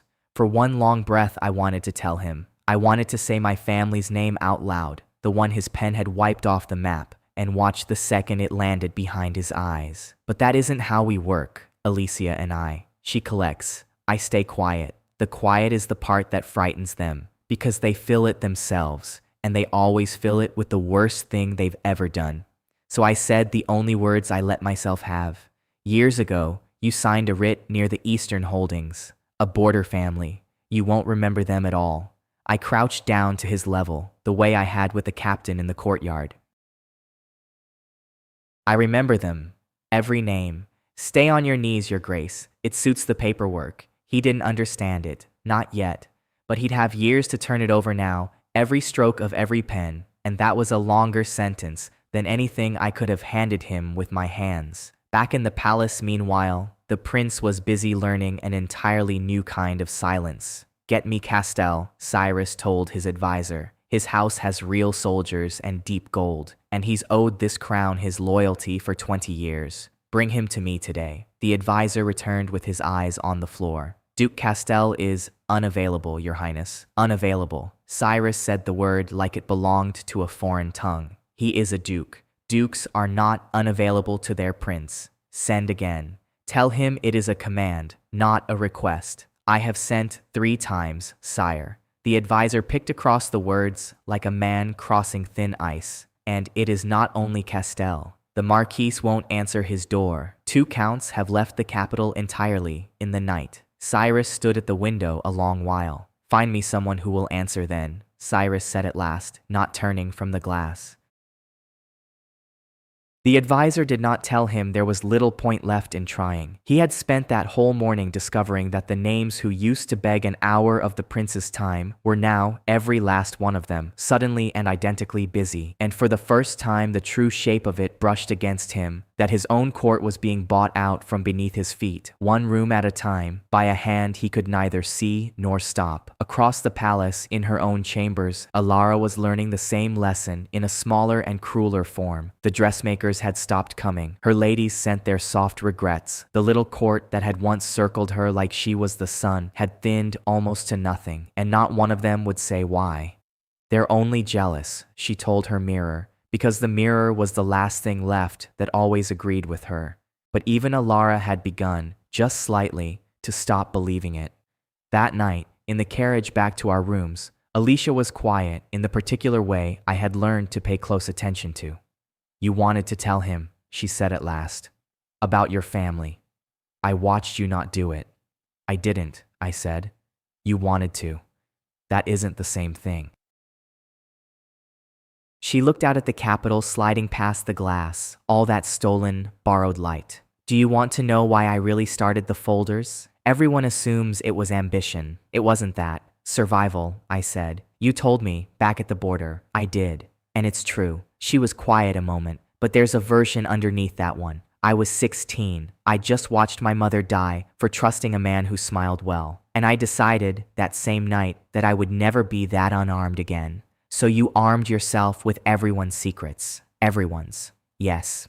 She turned from the window to me. People hear what I've built, and they think it's a sword I was always waiting to draw. It was never a sword, Ragna. It was a shield.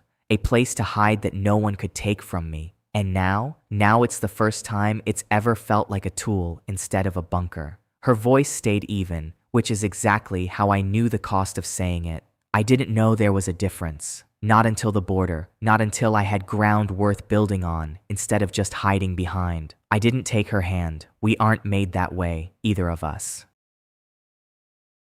But I shifted over until my shoulder was against hers, and she didn't move away, and we rode like that through a capital quietly shutting all its doors in our favor. For a while neither of us said anything, and the quiet was the comfortable kind, which neither of us had owned much of in the lives we'd had before this one. She turned the heat artifact over in her hands. She had taken to carrying it, and she watched the capital that had thrown her out slide past the glass, owing her a little more with every street we crossed. For what it's worth, I said after a while, you'd have liked my mother. She kept folders too. She just called them grudges.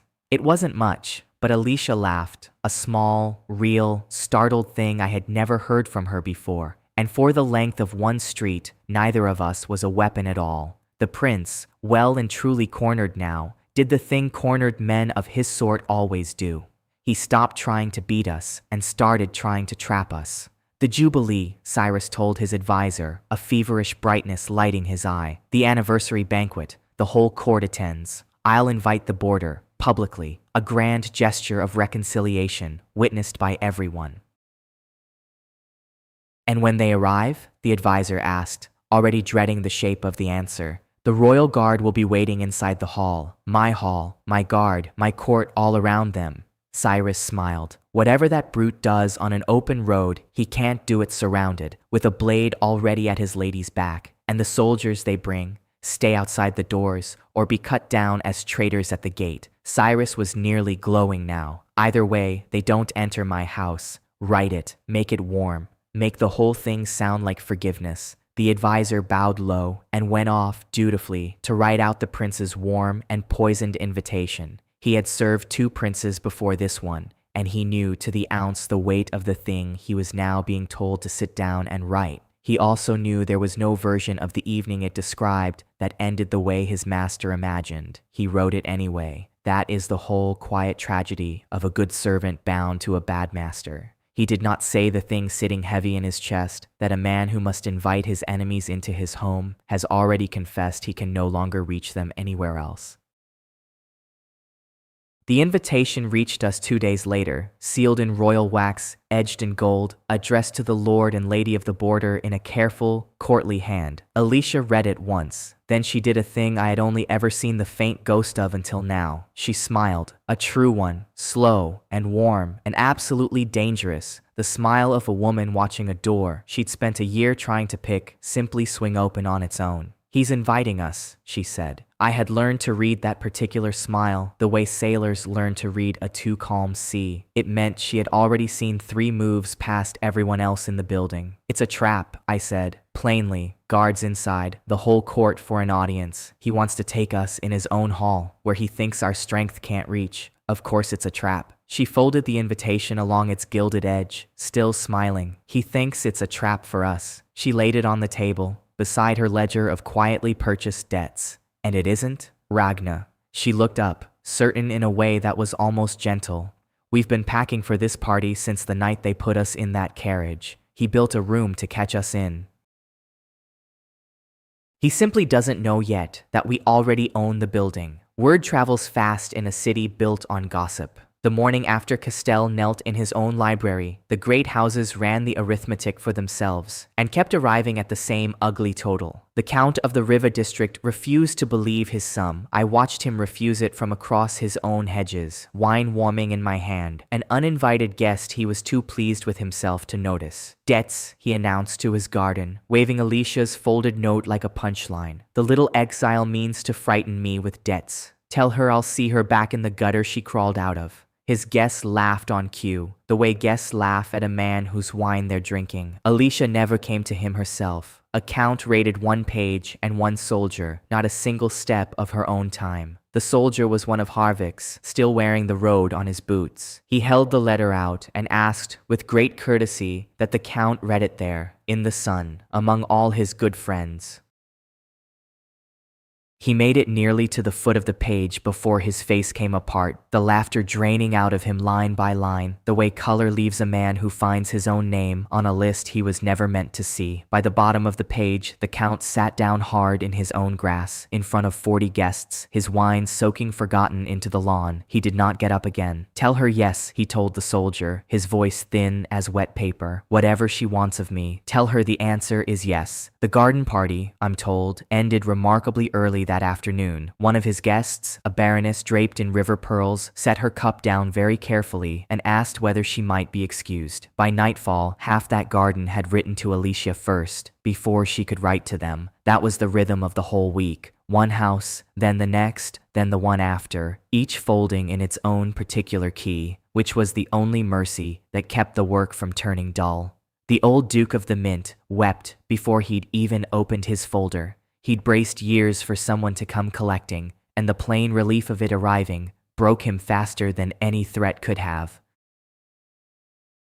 A young heir, new to his father's seat, tried defiance. He tore Alicia's letter in half at his own gate and flung the pieces down at the soldier's boots and told him to crawl back to the border. He signed the next morning before breakfast, in a hand that shook so badly the clerk had to witness it twice. Pride is a brief thing, it turns out, when it's the only thing left propping up an empty title. The Countess of the High Ward was bolder. She heard Alicia out, drew herself up, and called for her house guards to throw the pair of us into the street. Her guards did not move. They'd been drawing border wages for a month and saw no reason to stir from the wall for a woman who no longer paid them. A thin Marquis read his page in silence, set it down, and poured Alicia a drink with steady hands. I always wondered who'd manage it in the end, he said. Glad it was someone competent. He signed his name like a man setting down a bag he'd carried too far. Not one of them drew a blade. There was nothing left in the room worth the cutting. By week's end, the capital felt different beneath our boots.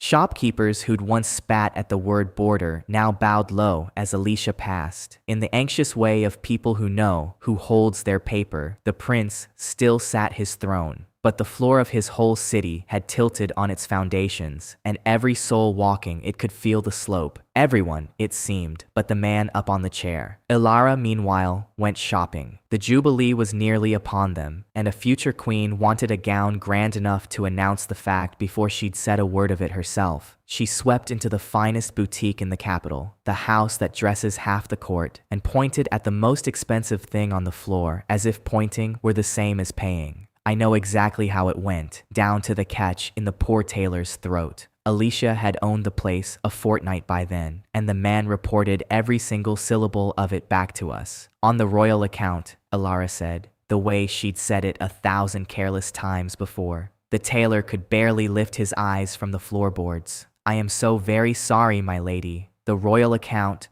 the credit on it, has been closed. By the boutique's new owner. Only this morning, I'm afraid. Closed. Ilara laughed, the bright, brittle laugh of a woman never once told no. Don't be absurd. Do you have the faintest idea who you're speaking to? I do, my lady. That is rather the whole difficulty. He folded his hands to keep them still. The owner left instructions. Your account in particular. There is nothing here I'm allowed to sell you. Ilara walked back out into the street with no gown at all, for the first time in her gilded little life, and still she didn't grasp the true shape of it. She had brushed against a world that had quietly, entirely, stopped arranging itself around the things she wanted, and she took it for a mistake that would right itself by morning. She went straight to Cyrus, tears already brimming. They've taken the dressmaker, they're taking everything. My ladies, my shops, the way a room turns when I enter. You swore you'd protect me. I am handling it. He did not look at her as he said it. She marked that he didn't. And the not looking frightened her worse than the closed account ever could have. For the first time in her gilded life, the girl whose feelings had always mattered most stood watching them stop mattering at all. Not every house simply folded. The Baron of the South Gate tried instead to bargain, which was almost a refreshing thing to stand and watch. Every man has his number. He received us himself, sweating through a smile too wide by half. I'm a reasonable man, Lady Alicia. Whatever the prince promised you, I'll better it. Only name your figure. Alicia said nothing. She let the silence swing open between them like a door left ajar, and watched the Baron rush to fill it himself with his own 2 hands. Half my western holdings, he tried. The quiet only stretched. 2/3 then, and the vineyard with them. I'll have the papers drawn by morning. You have my word on it. I haven't asked you for a thing, Baron. Her voice was nearly gentle. You're negotiating with yourself. I came to tell you which way the wind blows. You're the one putting a price on standing in it. He signed his whole loyalty over before we reached his door. A far worse bargain than she'd ever have dared ask aloud. Frightened men, left alone with their fear, are reliably their own cruelest creditors. The prince felt the rooms emptying around him, the way a cornered man feels the wall at his back long before he turns to look at it. Having run clean out of threats, he reached for his last tool and sent a mediator. A neutral old marquis, picked for a rare and genuine name for honesty. The kind of man you send precisely because everyone knows he can't be bought. So whatever he carries home must be believed. He found me cleaning a blade that did not need cleaning. I've learned it settles a certain kind of man, watching me tend something sharp and unhurried. It gives his nerves a quiet place to go and wait. Lord Ragna. He bowed, correct to the last degree. His Highness proposes a conversation. A meeting of equals before the Jubilee. He's prepared to be generous, titles, lands, a seat on his council. I drew the cloth slowly down the length of the steel, watching the lamplight crawl along the edge of it, and I said nothing whatsoever to the man. I have made men sweat by raising my voice. I've learned you unmake them faster by declining to. A threat at least tells a man where he stands. Silence makes him build his own gallows out of the quiet. He's willing to forget a great deal, the Marquis went on, into the silence I'd left him. He offers you a real seat at the table, my lord. It would be wise to take it while it's still freely offered. I checked the edge against the lamp. Still I said nothing, for there was nothing worth saying. The prince was offering me a chair in a house I already held the deed to. A man doesn't thank his guest for the loan of his own furniture. The Marquis waited. Then he understood. Honest men understand a thing quicker than liars, having that much less to unlearn first. He bowed a second time, lower than the first, and went out of our rooms without one more word, carrying my silence back to the prince who'd sent him. He carried my silence the whole way back to the palace, and I'm told it landed in that throne room a great deal harder than any answer I could have given him aloud. Well, Cyrus demanded, before the old man was through the door. What did he say? What does the boarder want? Every man alive wants something, so what is his price? Your Highness. The Marquis chose each word the way a man chooses footing on thin ice. He said nothing. He cleaned a knife while I spoke. He did not so much as acknowledge your name, sire. Cyrus sat with that a long while.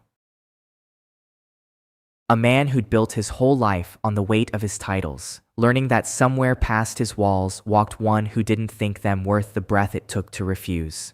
He's coming to the Jubilee, though, the prince said, and something had cracked beneath the certainty of it. He accepted. He'll come. He'll walk right into my own hall, before my whole court. Yes, your highness, he'll come. But the Marquis did not say the rest aloud, that a man only walks willingly into a trap once he knows something about the room. The one who said it does not. The night before the Jubilee, Alicia closed the last of it. I found her at the desk in our borrowed rooms, the heat artifact glowing at her elbow, one final document squared off in the lamplight before her. She signed it. She set the pen down. Then she sat very still. The stillness of a person finishing a thing they've carried so long, they've half forgotten the weight was ever a thing they chose. That's the last of them, she said. Through Madame Yun, through the proxy guilds, through 40 names that all run off into nowhere, a living soul could follow back to this desk. Every copper, I said, and it took you a year.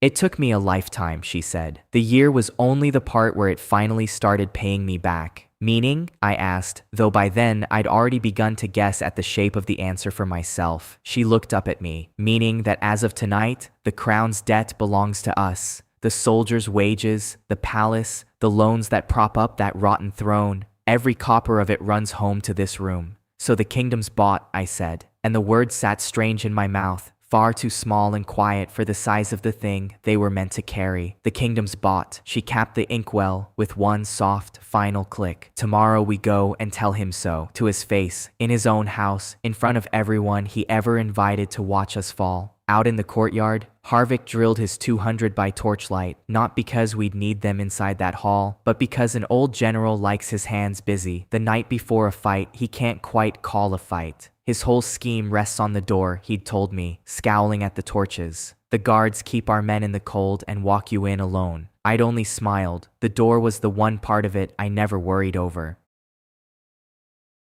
The morning of the Jubilee, I put on a suit that cost more than the magistrate's entire estate. Alicia insisted on it, and besides, there's a message only money you don't need can send. I wanted the room to hear it before I'd said a single word. She straightened my collar with both hands, slow and exact, the way she does every single thing that genuinely matters to her. I stood and let her. That is its own peculiar kind of trust, for a man who flinches on instinct the moment people reach toward his throat.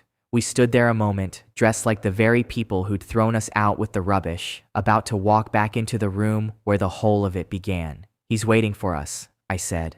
No. She smoothed the lapel flat and stepped back to take the measure of me, and there it was again, that real, slow, dangerous smile I'd spent a whole year earning. We've been waiting for him, since the carriage, since the dirt and the dead well. Since the night he tore up a contract and called it the end of our story. She picked up the ledger, a whole purchased kingdom, bound quiet in a single book, and tucked it under her arm like an evening clutch. Let's go to a party, she said. The doors of the great hall swung open, and the music died one instrument at a time. I'd stood in this room once before, at the back, by the wine, watching a prince throw away the finest thing he was ever handed. Now I walked straight up the center of it, and the whole court turned to watch the dead come to dinner. 500 faces. Every noble we'd bought and everyone we hadn't, the gold, the silk, the old proud names, all turning as one. On his raised seat, Cyrus had gone the color of old paper. I knew some of these faces, the marquis who'd laughed loudest at the ball, the countess who'd called my exile a mercy. They watched me now the way you watch whether you should have taken seriously. Alicia walked beside me, the ledger under her arm, unhurried, like a woman arriving exactly on time to a thing she'd scheduled herself. Behind us, Harvick and a dozen of his men came no further than the doorway. They didn't need to. We'd argued it the night before, and I'd lost on purpose. A man should walk into his own house with his hands empty. I let my eyes drift once to the long table at the back where the wine was poured, the exact spot I'd stood a year ago, invisible, sipping a borrowed glass while they ruined the woman beside me. No one stood there now. The whole room had turned the other way, to face the front, to face us. It is a strange thing, to watch a room remember you the moment it is finally made to. Near the front, Duke Castell would not meet my eyes. He'd learned this last week to keep them down. Cyrus recovered first, because men like him always reach for the script. So, the boarder deigns to attend. His voice rang too loud in the silence. How brave. Walking into the very heart of the kingdom you've spent a whole year insulting, Your Highness. Alicia inclined her head exactly enough to make it an insult. Thank you for the kind invitation. We so rarely get out these days. It was strange standing there. The last time, this room had laughed me into the floor without once seeing my face. Now it didn't dare breathe. The room hadn't changed at all. Only who held the deed to it, and I found I could wait. I'd gotten very good this past year at waiting. Alara couldn't help herself. She never can. She rose from her place beside the throne in a gown of pale gold and crossed the floor with the little smile of a girl who's never lost a fight in a ballroom. Alicia, you actually came. She looked her up and down, slow and theatrical, playing the moment to the whole room. How interesting. What they wear on the border these days. I suppose when you've fallen so very far, you simply wear whatever the dirt provides. The court tittered, the way courts do, hedging their bets in both directions at once. Alicia let her finish. Alicia always lets them finish first. It's a lovely gown, Alara, she said. The pale gold suits you. Tell me, did you have any trouble finding it? I heard the better houses were rather close to you this week. Alara's smile flickered at the edges. I found something far better. Not that you would know good work if you were wearing it. I know this work intimately. Alicia's voice never lifted. That silk was woven in a mill I own, cut in a house I bought in the spring, sold to you by a shop whose deed sits in my name. She let it settle on the listening room. You're wearing my property, dear, head to toe. You have been all evening, and you thanked the wrong woman for it. That's a lie, Alara breathed, but her hands had gone to the fabric, as though she might feel the truth of it in the weave itself. It's an invoice, Alicia said. I could repossess the thread off your back right here in front of all of them, and your own law would hold every stitch of it. I won't. It would embarrass you. She turned away, and I find, just now, that I no longer need to. That was the cruelest thing she could have done, to simply stop finding Alara worth the effort. I watched the girl realize it. Watched the whole foundation of her crack, and I almost felt something for her. Almost. Then I remembered the ballroom, and the false weeping, and the word viper, and the feeling passed off quietly, like weather. Around Alara, the little court that had circled her all night took one small step back, the way people step back from someone just told they're contagious. She stood alone in the middle of her own party. That was when Cyrus broke. He came up off his seat, every rehearsed ounce of grace gone out of him. Enough, enough. His voice split clean down the middle on the word. I have heard quite enough. Guards, royal guard, take them, both of them. Treason against the crown. Take them now. Do you hear me? The room went rigid. This was the trap, finally sprung, the reason for the warm invitation, the whole gilded point of the hall. Somewhere behind the columns, the royal guard had waited all night for exactly this word. I felt the court lean toward it, certain they were about to watch the dead die properly this time. An old hunger that. They'd watched it happen once before and gone home from this room well fed. They expected the evening to keep the same warm, familiar shape. So, plainly, did their prince. I didn't move a muscle. If I'm honest with you, I had been rather looking forward to this particular part of the evening. Beside me, Alicia didn't so much as glance toward the columns. She was watching Cyrus's face the way a physician watches a patient who doesn't yet know his own diagnosis. The captain of the royal guard stepped out from the side of the hall, armored, sword at his hip, precisely as the prince had planned it. He crossed the marble and stopped in the very center of the room, and then he turned, not to us, but to face his prince, and he bowed. To me, deep and formal, the bow a soldier gives the one man who actually signs his wages. Captain! Cyrus's voice climbed toward a shriek. Captain, what are you doing? I gave you an order. Arrest them. Arrest them this instant. My apologies, Your Highness.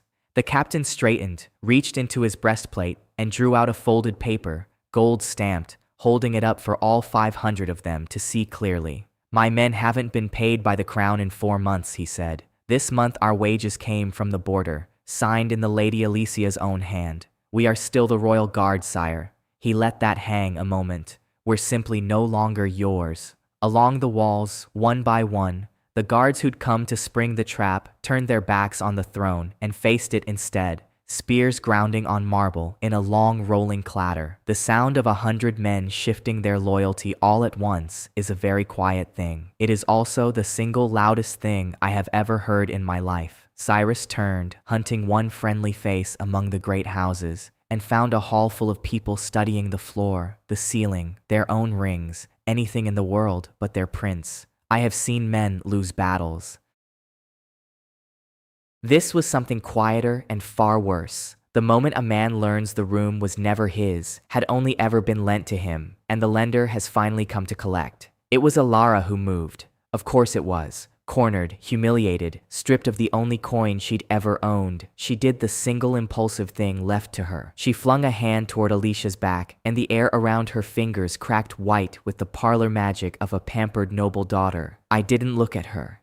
That's the part I'm told the room remembered most of all. I didn't so much as turn my head toward her. I only let a sliver of what I am slip its leash, pointed loosely in her direction, and her spell guttered out like a candle in a slammed door. Alara hit the marble and stayed down, gasping, her magic scattered, her hand empty, not hurt, just stopped, completely, by something she couldn't see and would never understand. The promised queen, face down on the floor of the very room she'd been promised. Nobody went to help her up. A year ago, half the hall would have rushed to. Tonight, not one of them remembered how. Don't, I said. One word. It was the first thing I'd spoken since we entered, and it wasn't for her at all. It was for the whole hall, so every soul in it understood the rules had changed. Into that silence, Alicia walked to the high table. She set the ledger down on the white cloth in front of the prince, with a soft and heavy sound that carried to every corner of the room.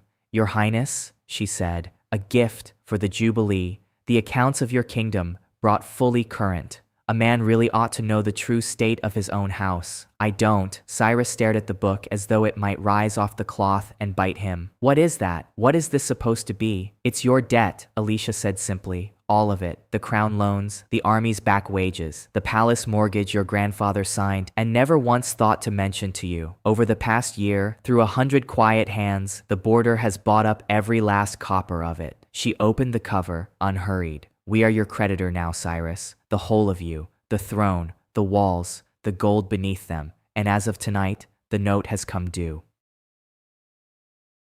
The court understood it in a long rolling wave, 500 people running the same arithmetic at the same moment and arriving together at the same impossible total. The prince owned nothing, not the guard, not the army, not the gold, not the floor beneath his own throne, nor the throne itself. Near the front, an old earl sat down without meaning to, a hand pressed flat to his chest. 2 seats along, a baroness sank into the lowest curtsy of her life, facing Alicia, not the throne.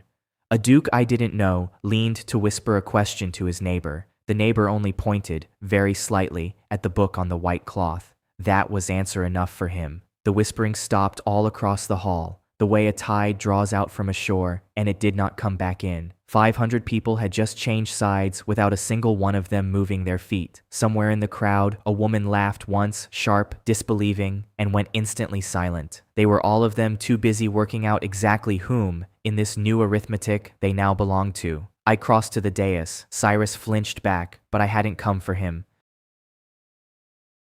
On a cushion beside the throne sat the crown, the actual crown, gold and old and heavy, with every story they tell about it. I picked it up, and the whole room stopped breathing at once. I didn't put it on. I didn't raise it over my head for them. I carried it to the high table and set it down, gently, right beside Alicia's ledger, and stepped back so they could all see the two things together, the crown and the debt, side by side, where every single soul in the room could see they were now the same kind of thing. A possession, an asset, ours. I didn't say a word. The placement said the whole of it for me. A crown is only heavy because everyone agrees to go on pretending that it is. I just set it down beside its own price tag, in front of 500 witnesses, and the pretending was finished. No one in that hall would ever quite manage to start it up again. Alicia never once reached for it. She hadn't so much as looked at the crown all evening. To her, it was only the last line item on a long page, and she had already closed the account. Cyrus stared at it the way a man stares at his own house, with another name freshly painted on the door. He reached a hand toward it, then stopped, the hand hanging over a thing that had been his since birth, and was not his anymore. He came down off his high seat at last, not in fury now, in pieces, one unsteady step after another, down to the level floor with the rest of us. He stumbled to the table, to the crown sitting beside the book of his own ruin, and then he turned to Alicia, and the last standing thing inside him quietly went over. Alicia, his voice had become a child's. Alicia, please, it doesn't have to be like this. We were promised to one another once. I could fix this. I could give you everything. A title, a throne beside mine. Anything in the world you ask for, it's yours. Alicia looked at him a long moment. Not with hatred, that was the worst of it for him, I think. There was no heat at all left in her face. She looked at him the way you look at an invoice you've already paid and filed and very nearly forgotten you ever owed. You called me a viper, she said, in this room. You tore up a contract and handed me to a dead boarder to rot. Do you remember it? She closed the ledger with a soft final snap. I do. I built every single stone of this on the memory of it. Alicia, I'm begging you. Your exile begins tomorrow, she said. The dirt isn't so bad once you stop expecting it to be somebody else's problem to fix. Alara was still on the floor behind him, forgotten now even by the man who had ruined a whole kingdom to keep her at his side. That, I think, was her true sentence. Not the exile to come, just the silence of no longer mattering to a single living soul in the room. Alicia turned from the prince fully then, the way you turn from a thing you're finished with, and put her hand in mine, there, in front of all of them, which she had never once done with witnesses. She turned her back on the crown prince of the empire. The great doors at the far end swung open for us, and we left him there, among 500 people who all already worked for someone else. Behind us, no one spoke. There was nothing left in that hall worth saying that the book on the table hadn't already said far better. We walked out into the cold, clean night, and for the first time in a long, hard year, the air tasted like it was entirely ours. They stripped him of his name on a gray morning in the same throne room where he had once handed down sentences of his own. There was no crowd this time. No music, no spectacle, no gallery of nobles waiting to laugh at someone smaller than themselves. Just the High Council, a tired clerk, and the cold machinery of the law that Alicia had spent a year quietly turning to face the other way. Cyrus, formerly crown prince of the realm. The clerk read from a page Alicia had drafted herself. By his own hand, the treasury stands empty. By his own orders, the army was lost to the border. He turned the page, unhurried. By the judgment of his creditors, he is removed from the line of succession and stripped of his title, his name, and every claim that name once carried. Cyrus opened his mouth to answer it. A chamberlain stepped smoothly across him and read the next clause of the protocol aloud, as though the former prince were a draft from an open window. That was how the whole morning went. Each time he tried to speak, the law spoke over him, politely, fluently, never once looking up. They had simply stopped hearing him. It is a very quiet way to end a man. It was as simple as that.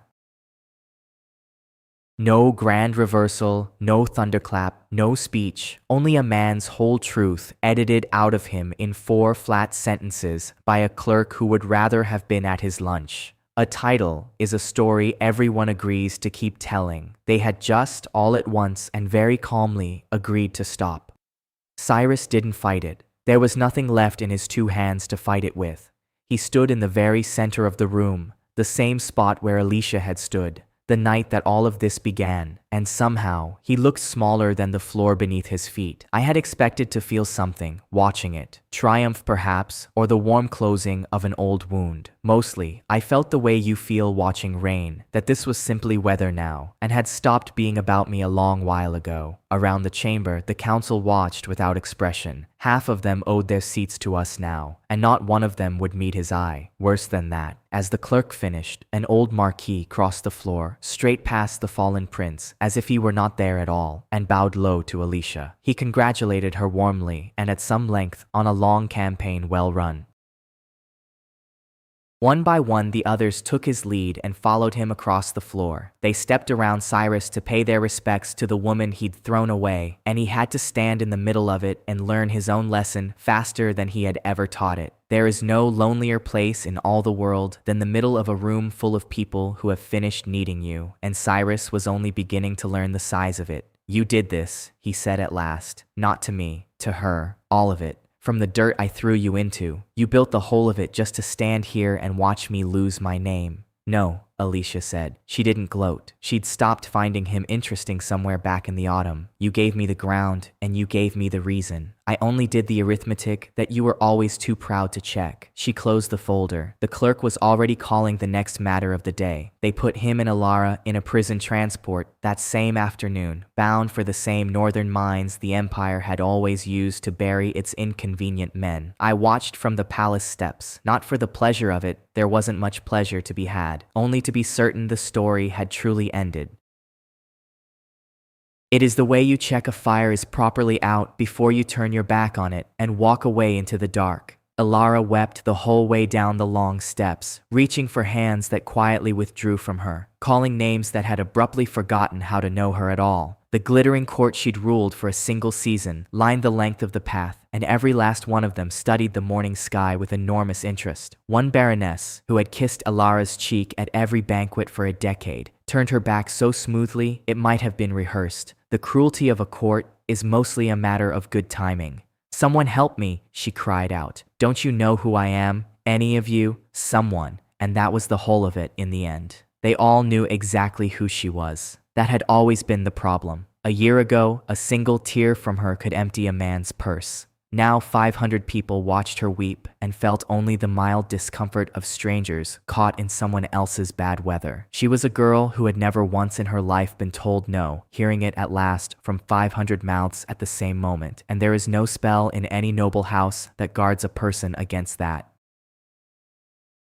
Cyrus didn't cry. He had gone somewhere past tears. As the guard swung the transport door shut on him, he found my eyes through the iron bars, and at last, in our long, quiet war, he truly looked at me. He looked at the man he had pointed across a ballroom at, and named useless, and called trash. "Who are you?" he said. "Really, tell me that much." "Nobody important," I said. "You said so yourself. At a party, about a year ago. You seemed very sure of it then." The door swung shut, the transport rolled, and that was the last the Empire ever saw of its golden prince. We went home. I hadn't even realized I'd started calling it that somewhere along the way, not until the border came up over the horizon, and something in my chest let go that I hadn't known was clenched. It didn't look like the place they'd exiled us to. The dead fields had come back green and heavy. The dry well ran clean and cold again. The cracked walls stood whole and proud, and beyond them a whole town had grown up out of the bare dirt, real and loud and ours. There was a market where the dead fields had been, loud with 3 languages and the smell of fresh bread. Children ran in the lanes who had been born here, who would never know the place was once a punishment. People had come from every corner of the empire, because the border had become the one place that paid on time and judged no one for the life they'd had before. It was the only city in the realm where a man could arrive with nothing but the clothes he stood in, build a life with his own 2 hands, and never once be asked whose son he had failed to be. The grain seller who had laughed Alicia out of his shop in the lean first winter now ran the largest stall in that market. He bowed to her so deeply his hat fell off, and he meant every inch of it. Madame Yoon's caravans came through twice a month, fat with Eastern silk. She always took her tea with Alicia, and the pair of them pretended they had not quietly bought a kingdom together over cups exactly like these. The thing the prince had called a grave, we had made into the one honest city in the whole empire. Bram met us at the gate, grayer and prouder, with a long and detailed list of complaints about the new granary roof. I let him deliver every word of it, because a man who complains about your granary is a man who believes there will be a winter worth storing against. Harvick had built the 200 into a garrison that drilled at dawn and farmed by afternoon. Soldiers who'd marched out to kill us and stayed to be paid like human beings. The youngest of them, the boy who had signed first out on the field, had married a baker's daughter and looked at me when we passed, the way you look at weather that has decided, against all odds, to be kind. That evening, Alicia and I stood on the balcony of a house that was no longer falling down and watched the lamps come on one by one across the town below, a town the 2 of us had built out of nothing but spite and competence. She was quiet a long while beside me, the particular quiet she keeps before she says a true thing. Then she said, "Can I tell you something I have never once said out loud to anyone?" "You've earned at least one of those," I said. When I started all of it, the folders, the debts, the long game, I told myself it was about beating them, the prince, my father. Everyone who decided what I was before I was ever given the chance to decide it for myself. She watched the lights spread out below us, but it was never really about them at all. I didn't want to win Ragna. I wanted this exact thing in front of us, a place that was mine, one no one could vote me out of, or marry me into, or tear up like a contract on a ballroom floor. "It's yours," I said, deed and dirt and all of it. I checked the paperwork myself, more than once. "It is very clear on the matter." "More than once," she said, with the ghost of a smile. "I did," I said. "A man likes to be certain of the one thing he didn't buy and can't lose." She laughed, the real one, the one I'd had to wait the better part of a year to earn. And then she did a thing we had never quite managed before. She leaned into me and she stayed there. And the 2 of us watched our town breathe in the dark a while, and neither of us reached for anything sharp. It is a strange thing to stop being a weapon. I'd been one so long I had forgotten there was anything else to be, and she had been one longer.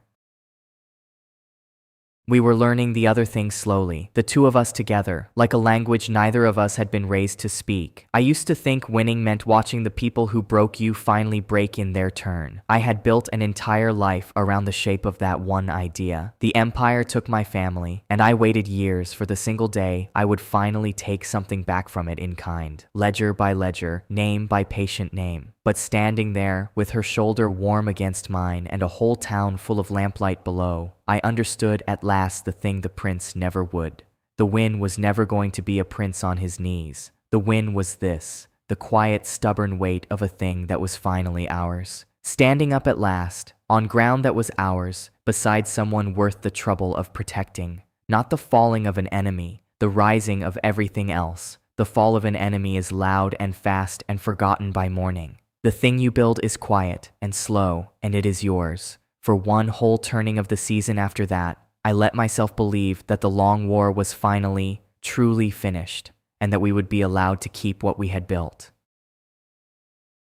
It was late, down in the workshop, the one even Bram has never held a key to. I was doing the small, honest work I do when the rest of the house is asleep, and then the air in the room in front of me went suddenly, and very badly, wrong. A window opened in the dark, not a window of glass, a window of hard red light, hanging where no window had any business hanging. 3 words burning steady in the heart of it: critical, threat, detected. I hadn't seen that particular color in years. The system had been quiet so long that I'd half forgotten it could speak in anything but profit and crystals. Red was a word it had used exactly once before in the whole of my life. On the night my family died. The light shifted and showed me a thing I was nowhere near ready to see. A cellar, somewhere far from here, dark and wet, its old stones slick with standing black water. A figure in a hood, kneeling at the center of a circle, carved into the floor. A circle I half recognized, and wholly feared. As I watched, frozen where I stood, the figure lifted its head towards something beyond my sight, and the hood slid back from its face. I knew that face. I had buried that face.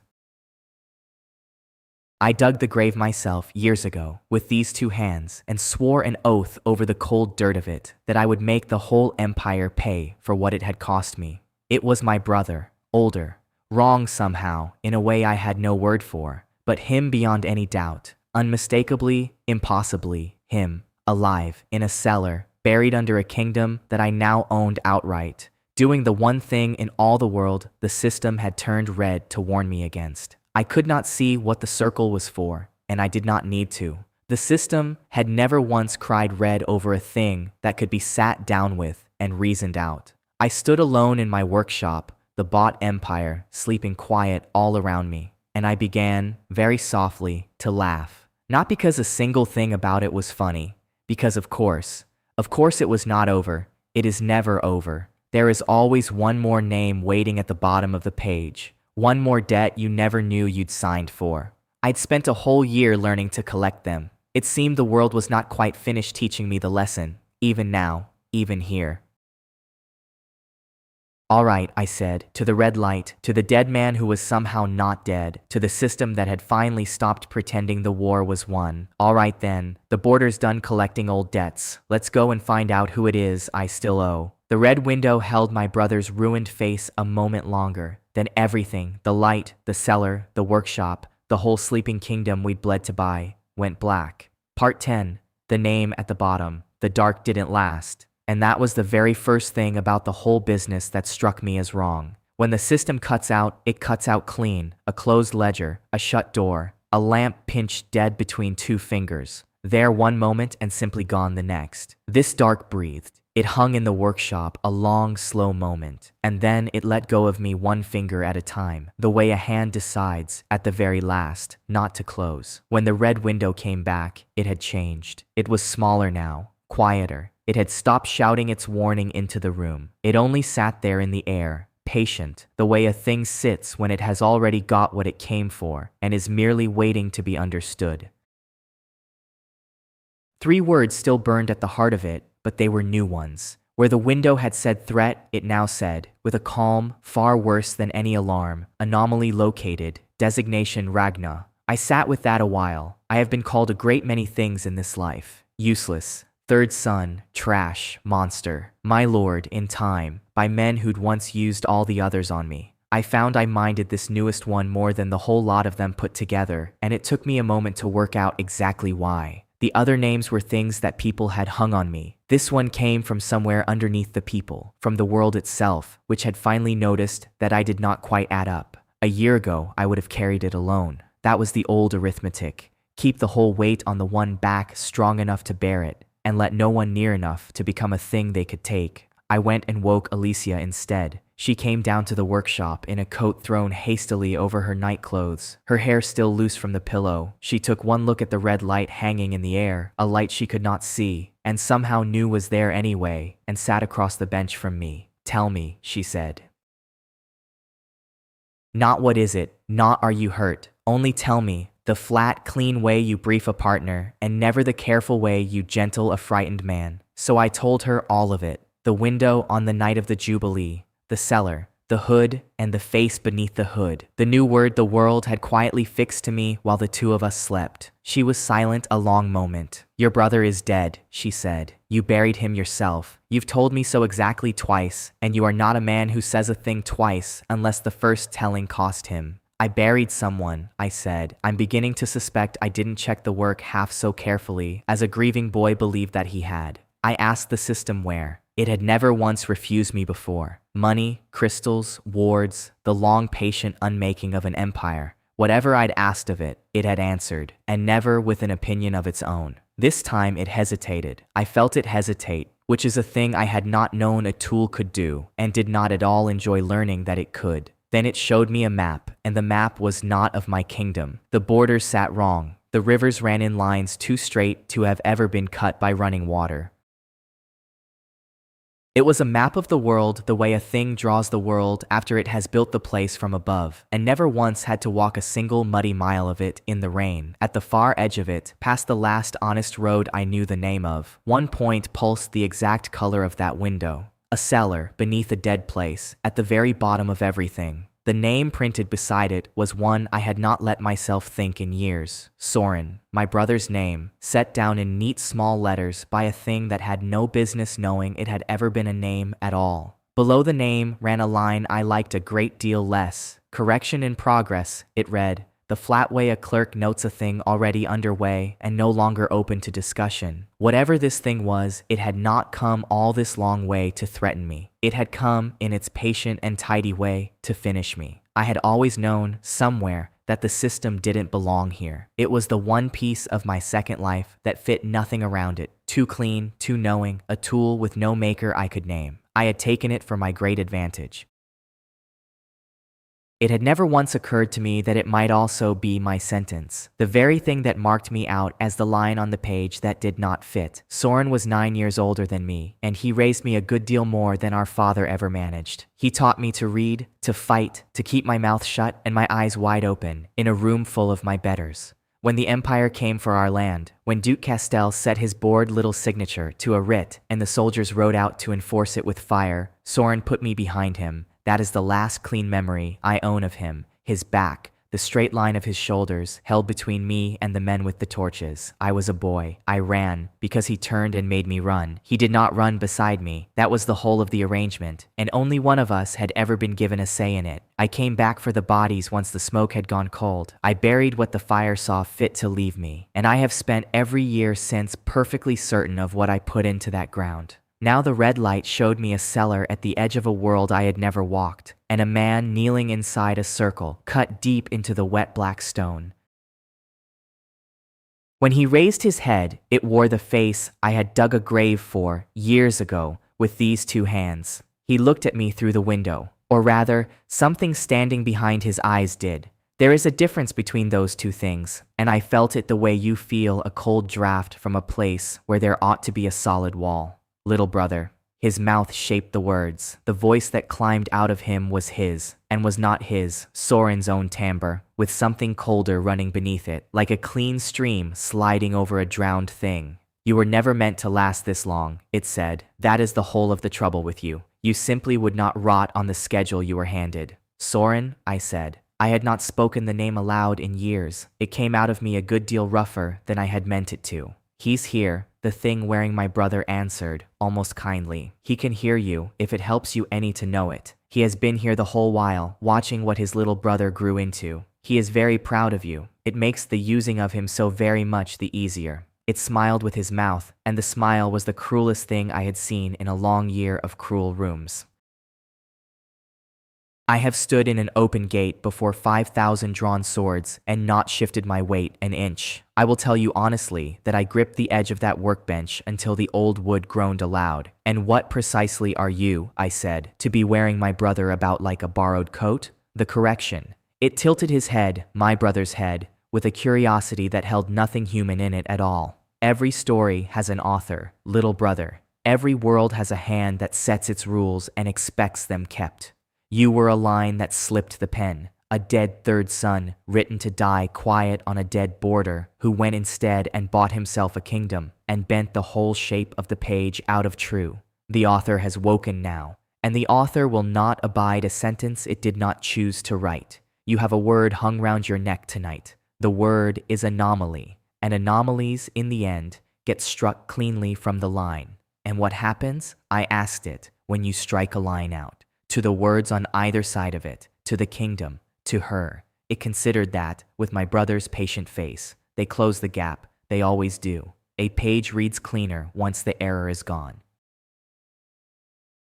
Within a single season, little brother, Not one soul you saved will remember that you were ever the one who saved them. It isn't cruelty, it is only tidiness. The world prefers a clean page. For one breath, something moved behind his eyes that the cold thing had not put there. His jaw worked against itself. A single word came up out of him, in a voice that was wholly, painfully his own: run. Then it was gone, smooth, flat, and the patient thing had the wheel of him again. But I had heard it. After all these years, my brother's first word to me was the very same as his last: run. And for the second time in my one strange life, standing there alone in my workshop, I quietly decided that I would not be the one to run. The window closed itself then, gently, the way a man closes a book he fully intends to open again at his leisure, once he has finished his wine and chosen his moment. Alicia hadn't heard the voice. She had watched my face hold the whole conversation on its own, which she told me afterward was a great deal worse than hearing it. Well, she said into the quiet, that is new. You can't buy this one, I said. There's no debt to hold over a thing that owns the rules outright.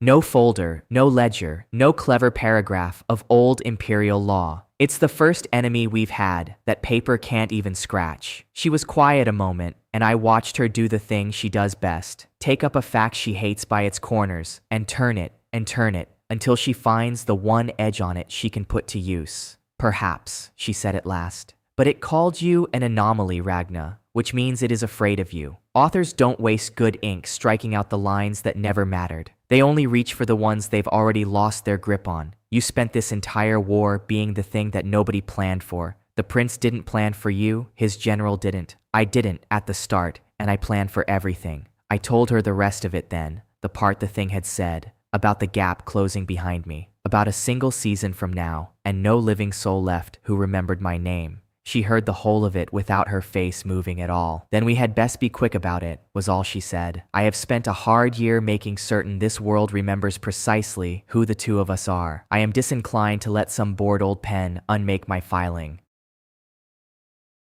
And there it was, the exact reason I had gone and woken her. Instead of swallowing it whole and carrying it down into the dark alone, the way I would have in the old days. Not because she could buy a god, because she could look the end of the world square in the face and find the loose thread hanging off the hem of it before I had even finished being afraid. Soren was alive, used and buried under something vast and patient and very old, but alive, with the real him still folded up in there somewhere, behind the cold, listening, telling me to run. I had run from those men once, as a small boy, because my brother turned and ordered me to. I was finished running now. I had spent a whole year learning how to collect what the world owed me. The world had just gone and written one more name at the very bottom of the page, and this name I would not be sending a soldier and a folder to collect. This one I would go and fetch in person. I stood up from the bench. Outside the workshop, the bought kingdom slept on, lamplit and safe and entirely beside the point of anything that mattered now. Somewhere past the last honest road, in a cellar cut into the edge of the written world, my brother sat waiting inside the prison of his own body for someone with the nerve to come and cut him out of it. Pack a bag, I told Alicia, a small one. There will be nothing worth buying where we're going. And what do we do when we arrive? She asked. She was already on her feet, already reaching for her coat, against the very hand that wrote the world and every rule in it. I looked at the patch of empty air where the red window had hung and felt, down beneath the fear of it, the old dry thing that had carried me through every fight since the ballroom floor. The small, stubborn, unkillable certainty that whatever had written the rules of this world had never once had to stand inside them and bleed, and that I had, every day of a second life, I was never meant to be handed. We do precisely what we always do, I said. We find out exactly what it owes, and then we see to it, very carefully, that it pays the debt in full. The system chimed once, soft in the dark, and rewrote its own red warning into something smaller and steadier, and far more like a dare than a threat. Objective updated, it read, as though it too, in its cold and patient way, had decided that it rather wanted to see what the anomaly would do next. So I will admit to you, Did I? Ragna? Ragna and Alicia began as two people the Empire had already thrown away. He was called useless because he hid his strength, and she was called a villain because she understood power better than the people who judged her. Together, they turned exile into opportunity, hunger into trade, enemies into allies, and debt into a weapon strong enough to bring down a crown. The lesson is simple. Real power is not only strength, money, or revenge. It is the ability to see value where others see nothing, to choose the right partner, to build patiently, and to create something worth protecting, instead of living only to destroy the people who hurt you. Their greatest victory was not watching Cyrus fall. It was building a home, a city, and a future that no one could take from them. Subscribe to the channel and leave a like if you want to see what happens when Ragna faces the force that calls him an anomaly.